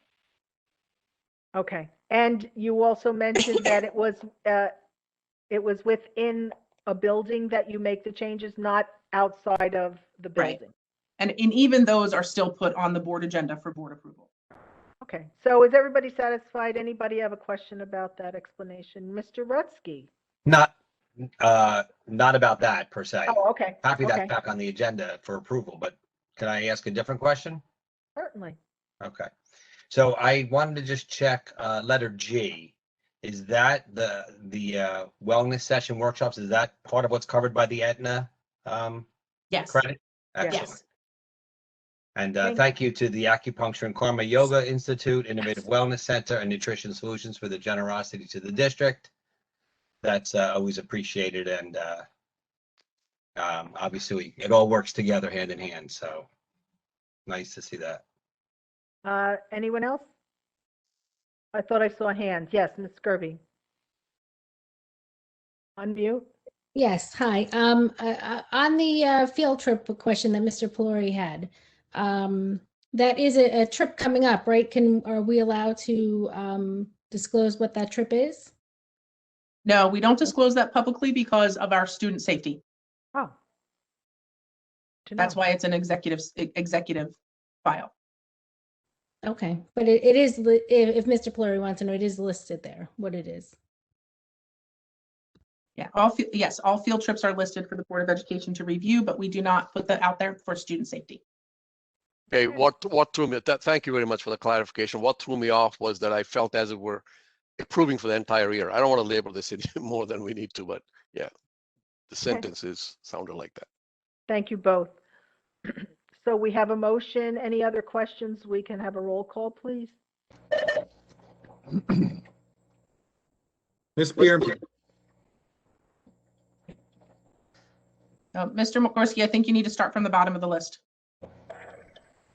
When I met with Ms. Arminio at the beginning of her term, these were to be alphabetical, and the attendance one was the only one that was different. So, you know, I'm printing them out and I'm reading them randomly now.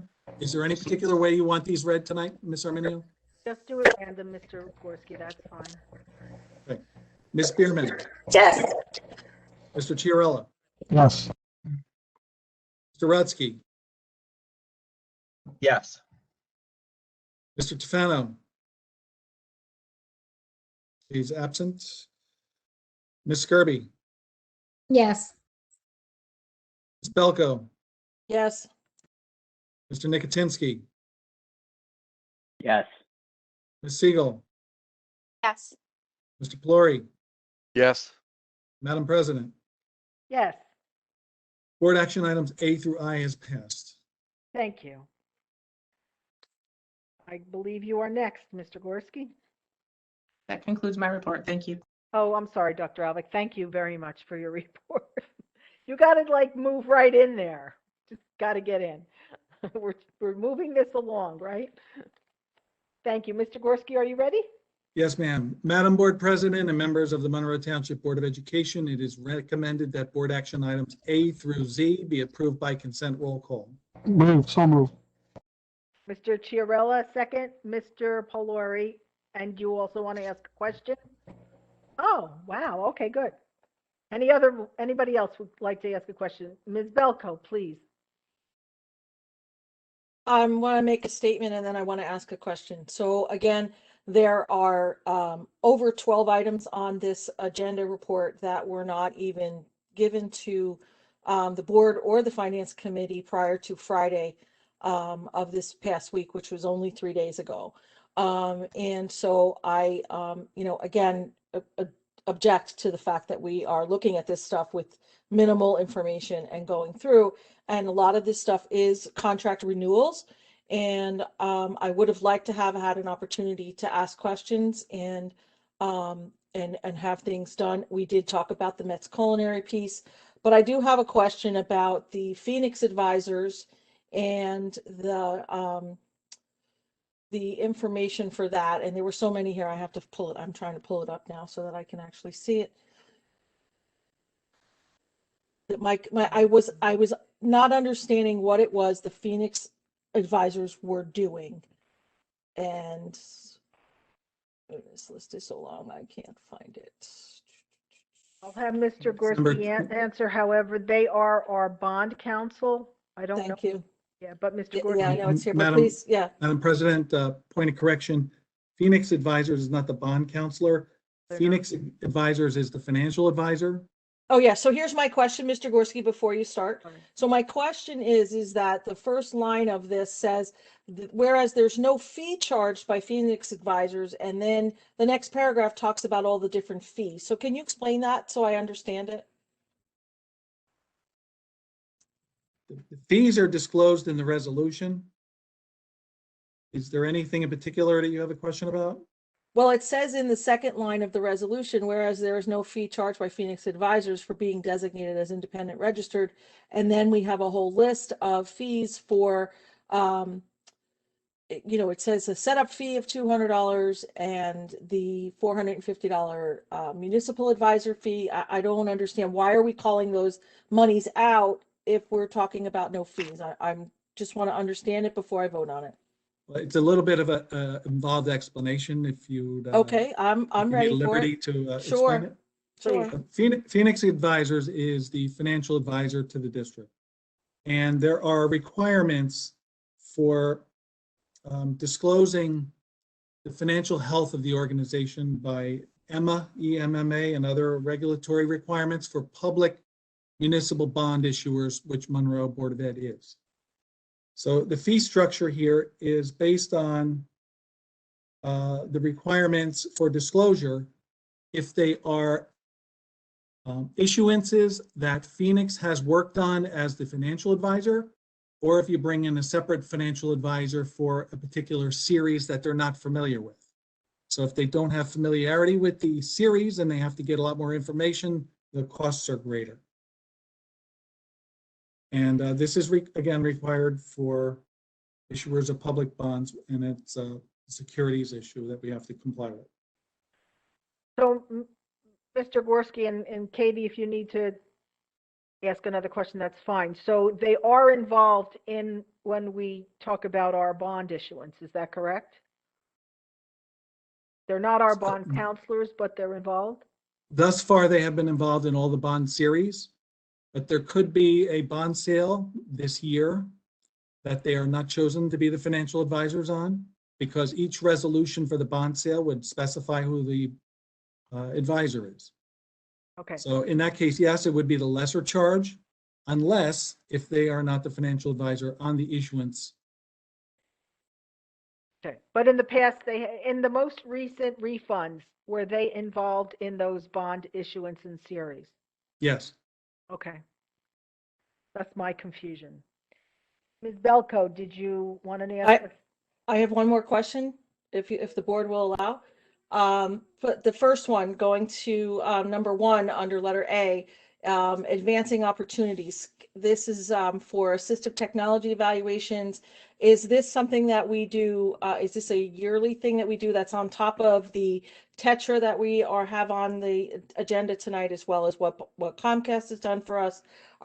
Do these augment the services that we get from our IT tech department? These do not, the advancing opportunities has nothing to do with the technology issues like Tetra.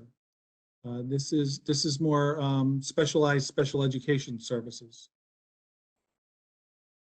This recommendation came from our special education department. And is this for augmented tools for the special ed students? Yes, it's for technology services, assistive technology. Could be devices specific to the child's needs for classified IEP students.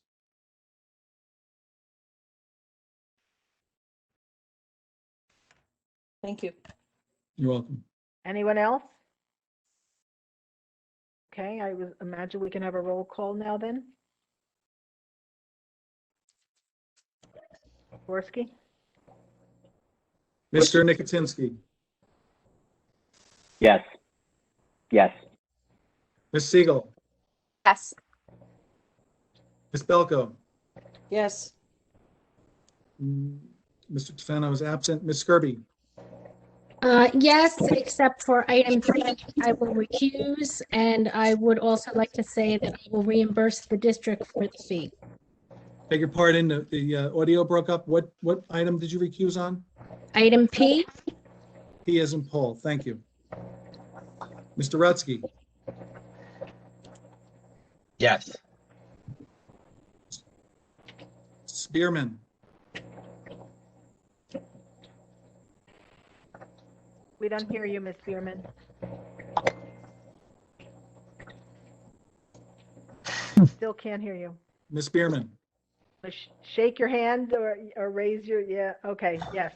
That's a yes, we have an affirmative gesture? correct. So noted. Mr. Chiarella, Yes, but I have to recuse myself on why.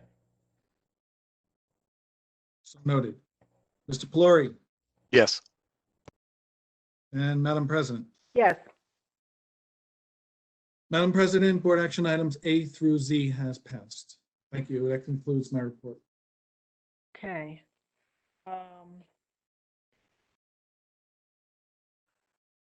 Okay, the next item is board president's report. I have a few things I'd just like to suggest. Dr. Lehman sort of initiated this, but as I was thinking of it as well, our students are moving towards the end of the year and sometimes a chaotic year. But graduation is coming soon, and that is June 21st in Trenton at 3 o'clock. The Board of Education, so the end of the year is coming, but the Board of Education members are continuing to work not only for a smooth end of the year instruction for our students, but also to gear up for the summer months ahead and all of the decisions we need to make before we reopen on Sunday. So we're not getting summer vacation, but we're happy that our students are and our teachers. We're working diligently to seek alternatives when fiscally responsible and to keep up the operations of our school, again, fiscally responsible.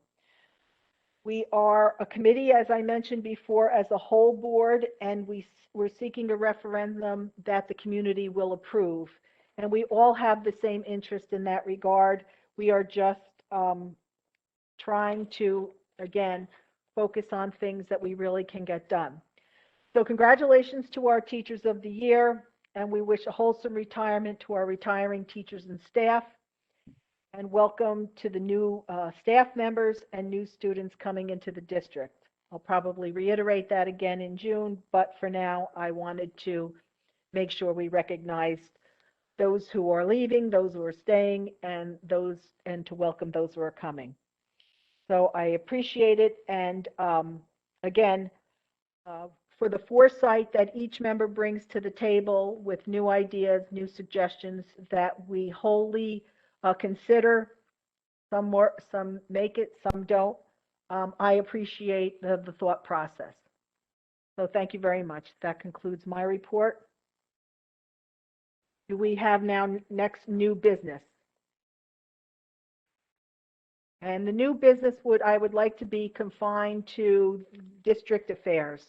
So if anybody wishes to inform us about any new business that has to do with the Madam President, if I may, I have only a couple of quick points that I would like to make. First and foremost is I really appreciate the chairman for the curriculum committee, Katie Belko, for taking on the curriculum discussion up front, especially taking into account the citizen input, and that's extremely important. So if parents are seeing something and they would like us to consider, that's the perfect way of doing it, is to get that on the agenda and discuss it, and our school administration is putting it together. So I was very happy to see that take place.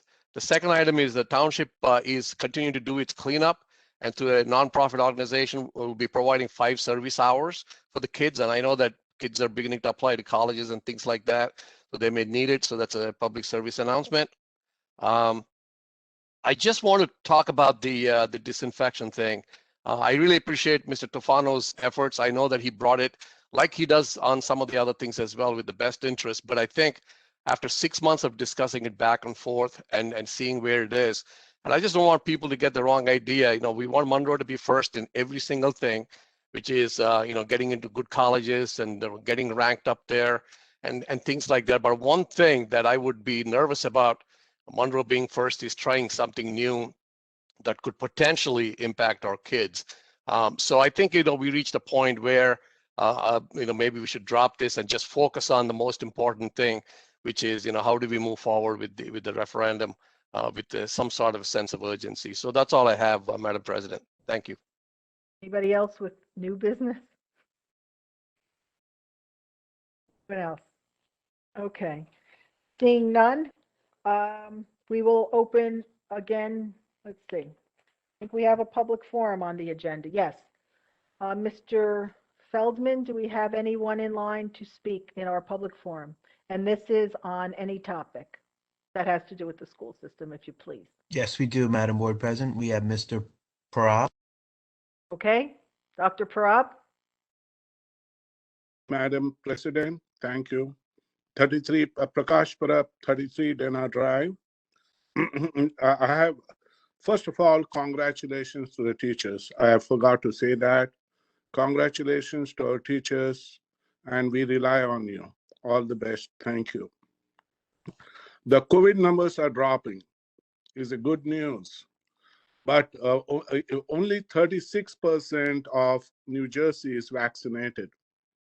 In order to reach a herd whatever they call it, we have to have 85% of the people have acquired immunity.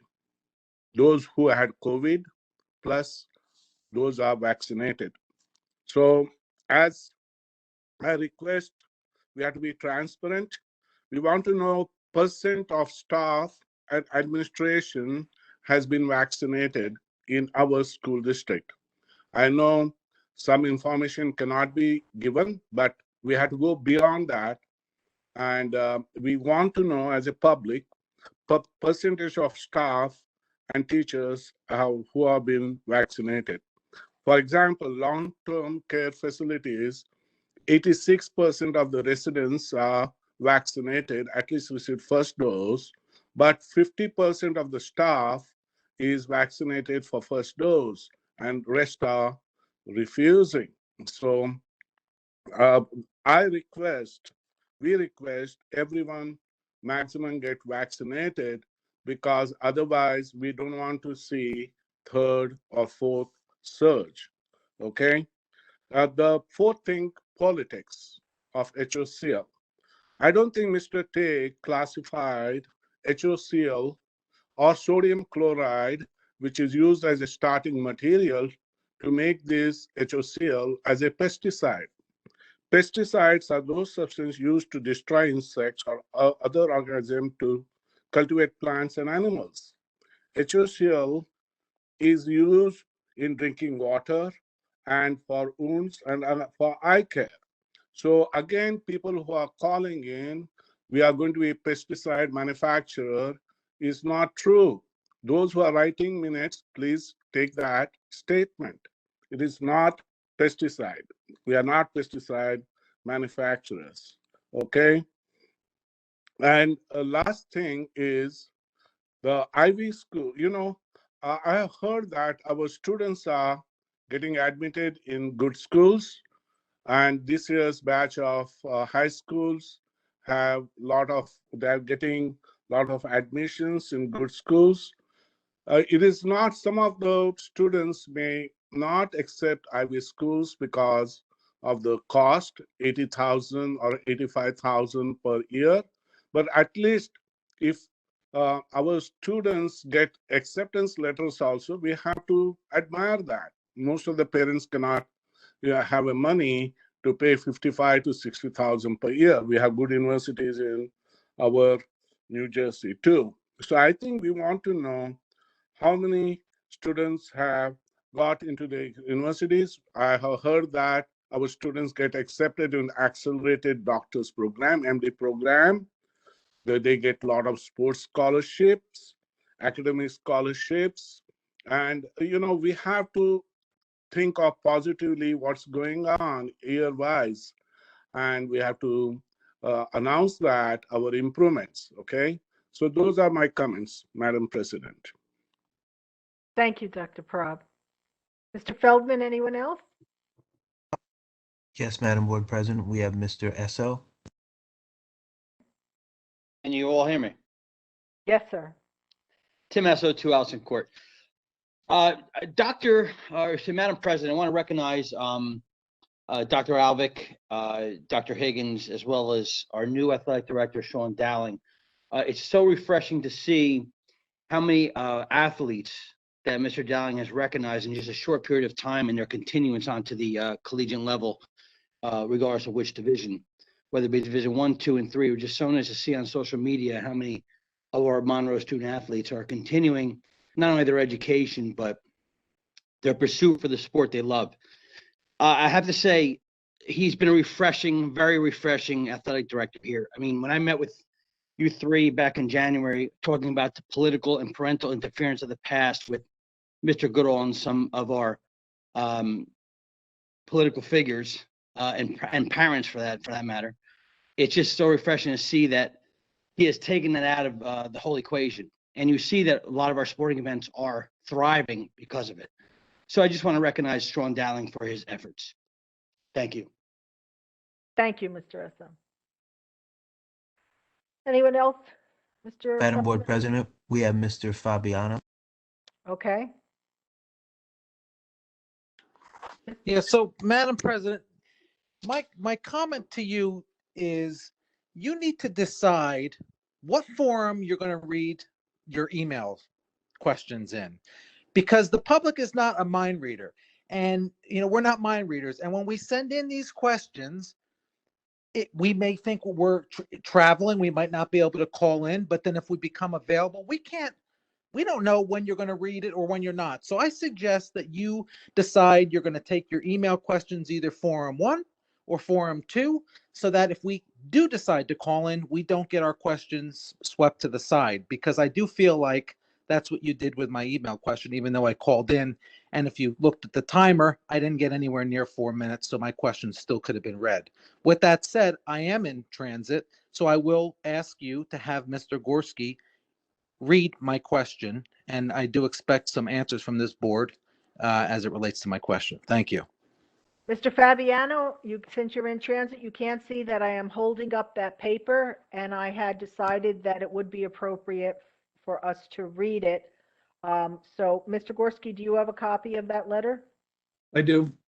Okay, so then I would ask you to please read it because, it did come in. So, but to answer your question first, if someone writes in and it is on the agenda, we are obligated to read it. If, however, that same person calls in during that period of public forum, then I think it would be unfair to have the same email read, because that would not, that means you have two opportunities. You've missed my comment. My comment is not that, and that's pretty obvious. I'm not asking to double dip, if you will. What I'm saying is, Mr. Fabiano, can I finish, please? If you would specify because the forum that's the that you second would time. answer those If questions. you'll allow us to read it, Go ahead. I'm going to go ahead and Thank do that. Thank you, Mr. Fabiano. Okay, go ahead, Mr. Gordon. Ready? Okay. Yes, please do. My name is Brian Fabiano, and I reside at 19 Patricia Place in Monroe Township. I am writing to you to express my sheer disappointment with the clear undermining of the board that the public is witnessing at every single meeting. As we saw at the BGT committee meeting, the facility director made it clear that hypochlorous acid is not only safe, but a great disinfectant for COVID-19 and many other viruses. It was made clear that there was no danger to using this machine the board has been evaluating and no safety concern over it. What we did hear was that the facility director felt it was too much paperwork to get the EPA approval, and he said it was needed. Too much paperwork to save the district tens, if not hundreds of thousands of dollars in the future. Too much paperwork to get chemicals away from students and staff. Since I have been researching this and took a vested interest in this safer, cost-effective way to disinfect our schools, I made a few phone calls. It was stated by the facility director that the company we were looking to purchase the machine from did not have it registered with the EPA. One call to the company and the owner confirmed that this was not true. In an email he wrote, and this is a different text coming from the owner, "Here is the information that I believe you are looking for. If you have any other questions, please let me know. Our devices are subject to EPA regulation and must be manufactured in an EPA registered establishment. The establishment number is 93466-KOR-1. Thanks, Jim Stubert, A Better Way Distributing. Back to Mr. Fabiano's comment. Mr. Stubert also confirmed that this number is on each machine as requested by the EPA. Would you like me to continue reading? Is it 5 minutes yet? 4 minutes is over. Go ahead. There's about another 2 sentences. Yes, please. Furthermore, it was confirmed by the company that their customers do not need to seek EPA approval for using their machines to create hypochlorous acid. He explained that unless a customer planned to bottle and sell the hypochlorous acid, that they will not need to register with the DEP as a pesticide manufacturer. He said that they get that question a lot by schools. I did further research into the EPA code. Below is what the EPA says about these type of machines that use hypochlorous acid. Approved legal uses of the substance. Environmental Protection Agency EPA 2014 registers all sanitizers and disinfectants as pesticides. However, on-site EW devices, generators that use sodium chloride and water to produce antimicrobial substances are not required to be registered as a pesticide. Manufacturer of the device must provide documentation that the device complies with 40 CFR 152.500, and the manufacturing establishment's registration number should be on the device. The EPA would not require the distributor to register as a pesticide manufacturer, as the facility director stated. This was the sole reason the facility director gave for not recommending this to the board. He provided this information to the board, both on the EPA code and the vendor not having an EPA approval.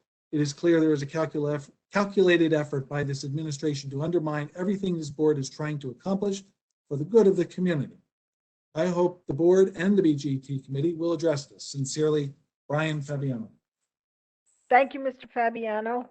Okay. Anyone else? Mr. Feldman. Yes, Madam Board President, we have Sherivu, last name. Thank you. Court. You guys have spent an awful amount of time, and I know it's in the best interest of the school, on these chemicals, which it feels like it's not tested. At the same time, this new school initiative is going at the snail's pace at best. There are no tangible developments that I have seen so far that gives me the confidence that you guys will be able to have a referendum by September 2022. I don't know how much progress that you guys have done. And at the same time, you're spending so much time on this one. Why don't you guys just drop this initiative? And if this becomes a standard across all school districts in the state, and focus more attention on building these new schools. Thank you. Mr. Sherivu, I'm sorry if I missaid your name. I think most of the comments about the hydrochloric acid this evening came from the public, and everyone in the public is entitled to speak to it. I think we have minimized the discussion of it at this meeting, so we are moving actually, even just going back 2-3 months ago, Mr. Tufano was pushing for this, and I was wondering, why is he pushing this so much? I can't help but feel that there are some conflicts of interest in this one, and spending so much time on this one. I'm sorry to say that, but I just feel that way. Okay, well, you're welcome to that. I mean, you are. I am not aware of any conflict of interest. I don't know that there are any, and I believe that, you know, with this whole COVID pandemic, we have all been hyper vigilant about keeping our schools safe and clean. Anything else, sir? No, thank you. Thank you very much. Okay, Mr. Feldman, anyone else? Yes, we have Ms. Hart. Ms. Hart, please state your name and address for the record. Thank you. My name is Tracy Simmons Hart. I reside at 110 Avenue K East. I want to clarify that I think you've made a statement that my first time here. That's not true. I'm consistently a member of the community that and a parent of a student in the school system that routinely attends and participates in board and education of my daughter and other students as well. But the specific concern that I have is January of this year, an elective class, half a year class, the very first day of class, an inappropriate statement was made towards the teacher. Subsequent to that, sometime in February, there was an issue that happened at the middle school, okay, with students bombing or whatever they call it into the Zoom Zooming, bomb. Zoom bombs. March, specifically, my child was targeted. Statement was made directed at her. I recently received the school, in fact, the teachers and the staff initiated a HIB. Ms. Hart, let me just stop for 1 minute. Mr. Gagliardi, is this something we should be discussing in public? Well, we may not be I'm able. not talking about details. Okay, well. Yeah, we may not be able to respond, but I haven't heard anything yet that I think. Okay. I'm not, I didn't, okay. I know. Director. Yeah, go ahead. Reclaim my time. I'm not talking about any specific details. I'm just telling you the situation. I understand. With that HIB report, I received the outcome this week or last week, I think it was. Completely disappointed with the outcome, specifically that there is no direction, no identified individual, and basically no one was punished or even addressed, okay? Not only was it not addressed as an individual issue, it was not addressed collective for the entire class to hear and see that it is inappropriate, nor was it addressed for deterrence. What you do not address, you condone.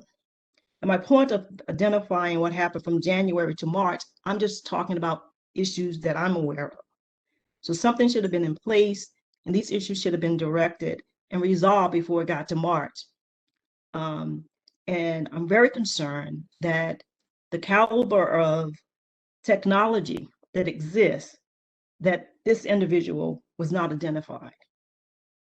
I am upset about that because something should have been done, and it should not be left open as if statement was done, statement was made, no consequence, not even addressed as one, you can't identify the individual, nor collect it as a group. That's my concern. I'm completely disappointed. Thank you. Ms. Hart, first let me apologize. I did not recognize your name. That wasn't to say that I didn't think you were a participant prior to this, so I apologize for not recognizing your name. That was the only thing there.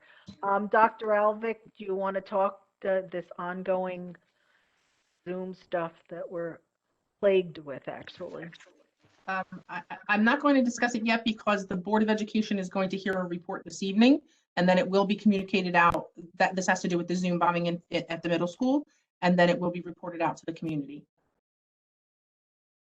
Okay, so can we at least say that this has been on the minds of board members? We've been discussing these things in closed session since these things have happened.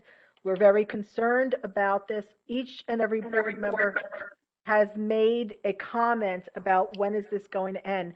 Some of the things we voted on tonight are trying to the technology to specifically address these issues.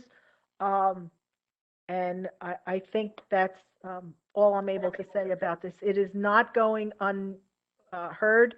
We are considering it. I'm not sure, and I understand your frustration, but we are equally as frustrated if we can't find the people doing this. Dr. Alvick, if you want to add anything more. No, you're absolutely right. And this has been a priority from administration. We have put new procedures in place with regard to Zoom licenses and requiring students to be authenticated before they enter a class if the teacher is using Zoom. All of these things are taken very seriously. Okay. All right. Mr. Feldman, is there anyone else? Yes, Madam Board President, I believe we have Mr. Malam. Okay, thank you. Hello, good evening. Can you hear me? Yes, Mr. Pradeep Malam, how are you? I'm good. Thank you. Pradeep Malam for Jake Place. I see one item today in the business administrative reports about Comcast extension of contract. But we had multiple instances of DDoS attacks, and we don't get much support from the provider or Comcast. And why we are sticking with the Comcast again? Did we explore any other options, or has any discussion happened on that one in any committee? I don't see it in any committee, but it directly presented to the board. So can anybody care to elaborate on that one, please? Mr. Gorski, could you answer that since that was your recommendation? As a matter of fact, Comcast is making great strides in mitigating the DDoS attacks. They are working with the specificity of our network through the oversight of our technology director. And I spoke to our technology director today, Mr. Feldman, and he said that we survived a very large DDoS attack because Comcast is now recognizing these attacks and preventing them better. And a new piece of equipment that we have on trial is also working hand in glove to mitigate these DDoS attacks. I had a conversation with Mr. Feldman about Comcast in particular, and the recommendation at this time was not to change because what we saw from the competitor did not give us any optimism that it would be any improvement, but in fact a step backwards because a lot of the sophistication of change so far has been made, and we would be starting all over again with a new vendor. There's much complex. Okay, I understand. But is there any guarantee that we will not get any more DDoS attacks and we won't lose any more days? Because if you calculate this school year, at least there were 6 attacks and there were at least 6 half a days are being wasted because we don't have services available. I could tell you that last week we had 0 attacks that caused any downtime to our network. That is major improvement. We are very optimistic about our mitigation services holding, but I cannot give you any such guarantee because we believe, after talking to the FBI and the Secret Service and the state police, that these attacks will continue, and we are warding them off as best as can be expected. Thank you. And I didn't hear any answer like how we are recouping these 6 half days or like 6 full days, whatever the downtime we had, whether they will consider as the working days. If we are not considering them as a working days, we have to finish 180 days. If we are considering them as working days, but kids already lost the time and we are already on the half a day schedule, how we are going to compensate with the kids learning that we lost in those 6 or 7 attacks, whatever happened in this year? Madam President? Perhaps should Dr. Alvik answer that one? So be it. Well, I can tell you that we're not on a half day schedule. We're on a full day schedule. But half of the time of full day. When the attacks occurred, there were some half day schedules, and there was downtime, correct? We haven't had any half days. Our days are full days. The afternoons are optional for some students because the teachers work with students, but our teachers are working full days. Yes, but were the students getting full day instruction if they were down for hours? Depends on, we haven't been down for hours for a while. It was in the beginning, there were some time. Over the last few weeks, about the last month, there have been down times of about 7 to 10 minutes when it happens. Over the last week, there wasn't any downtime. Madam President, if I may, I write about this every week in the Board Confidential with a great deal of specificity. I would strongly encourage the members to read that report because there has been great progress made by Mr. Feldman and the vendors working with the district. We're recommending another consultant that was approved tonight. Unlike the Hillsborough Board of Education or Bernardsville, Monroe did not get knocked out and lose a day of instruction. These are temporary disruptions, and beg your pardon, the time is up, but these are temporary disruptions that we're back in a matter of minutes. The worst case in the very beginning was a couple hours. Last week was no disrupted time at all because our systems held. And I'm very pleased with Mr. Feldman's performance. Okay, and I just like to make a comment that yes, while all of the board members for the most part read the weekly confidentials, but that does not push that information out to our public who is asking the questions. And I've had conflicting, just to put it out there for transparency, I've had conflicting reports that some of the downtime has been longer than just a few minutes. So when a parent is concerned about their children or district children losing instruction, I think we just have to respectfully acknowledge that they have those concerns, whether or not the timing is exactly as you say, but those concerns are very real. Instruction is what we're here for. So thank you on that. Okay, Mr. Feldman, is there anyone else? At this time, Madam Board President, I do not see anyone else. Okay, shall I have raised hands to close the public portion? All in favor? Anyone opposed? Okay, the next subject of our agenda is going into closed session.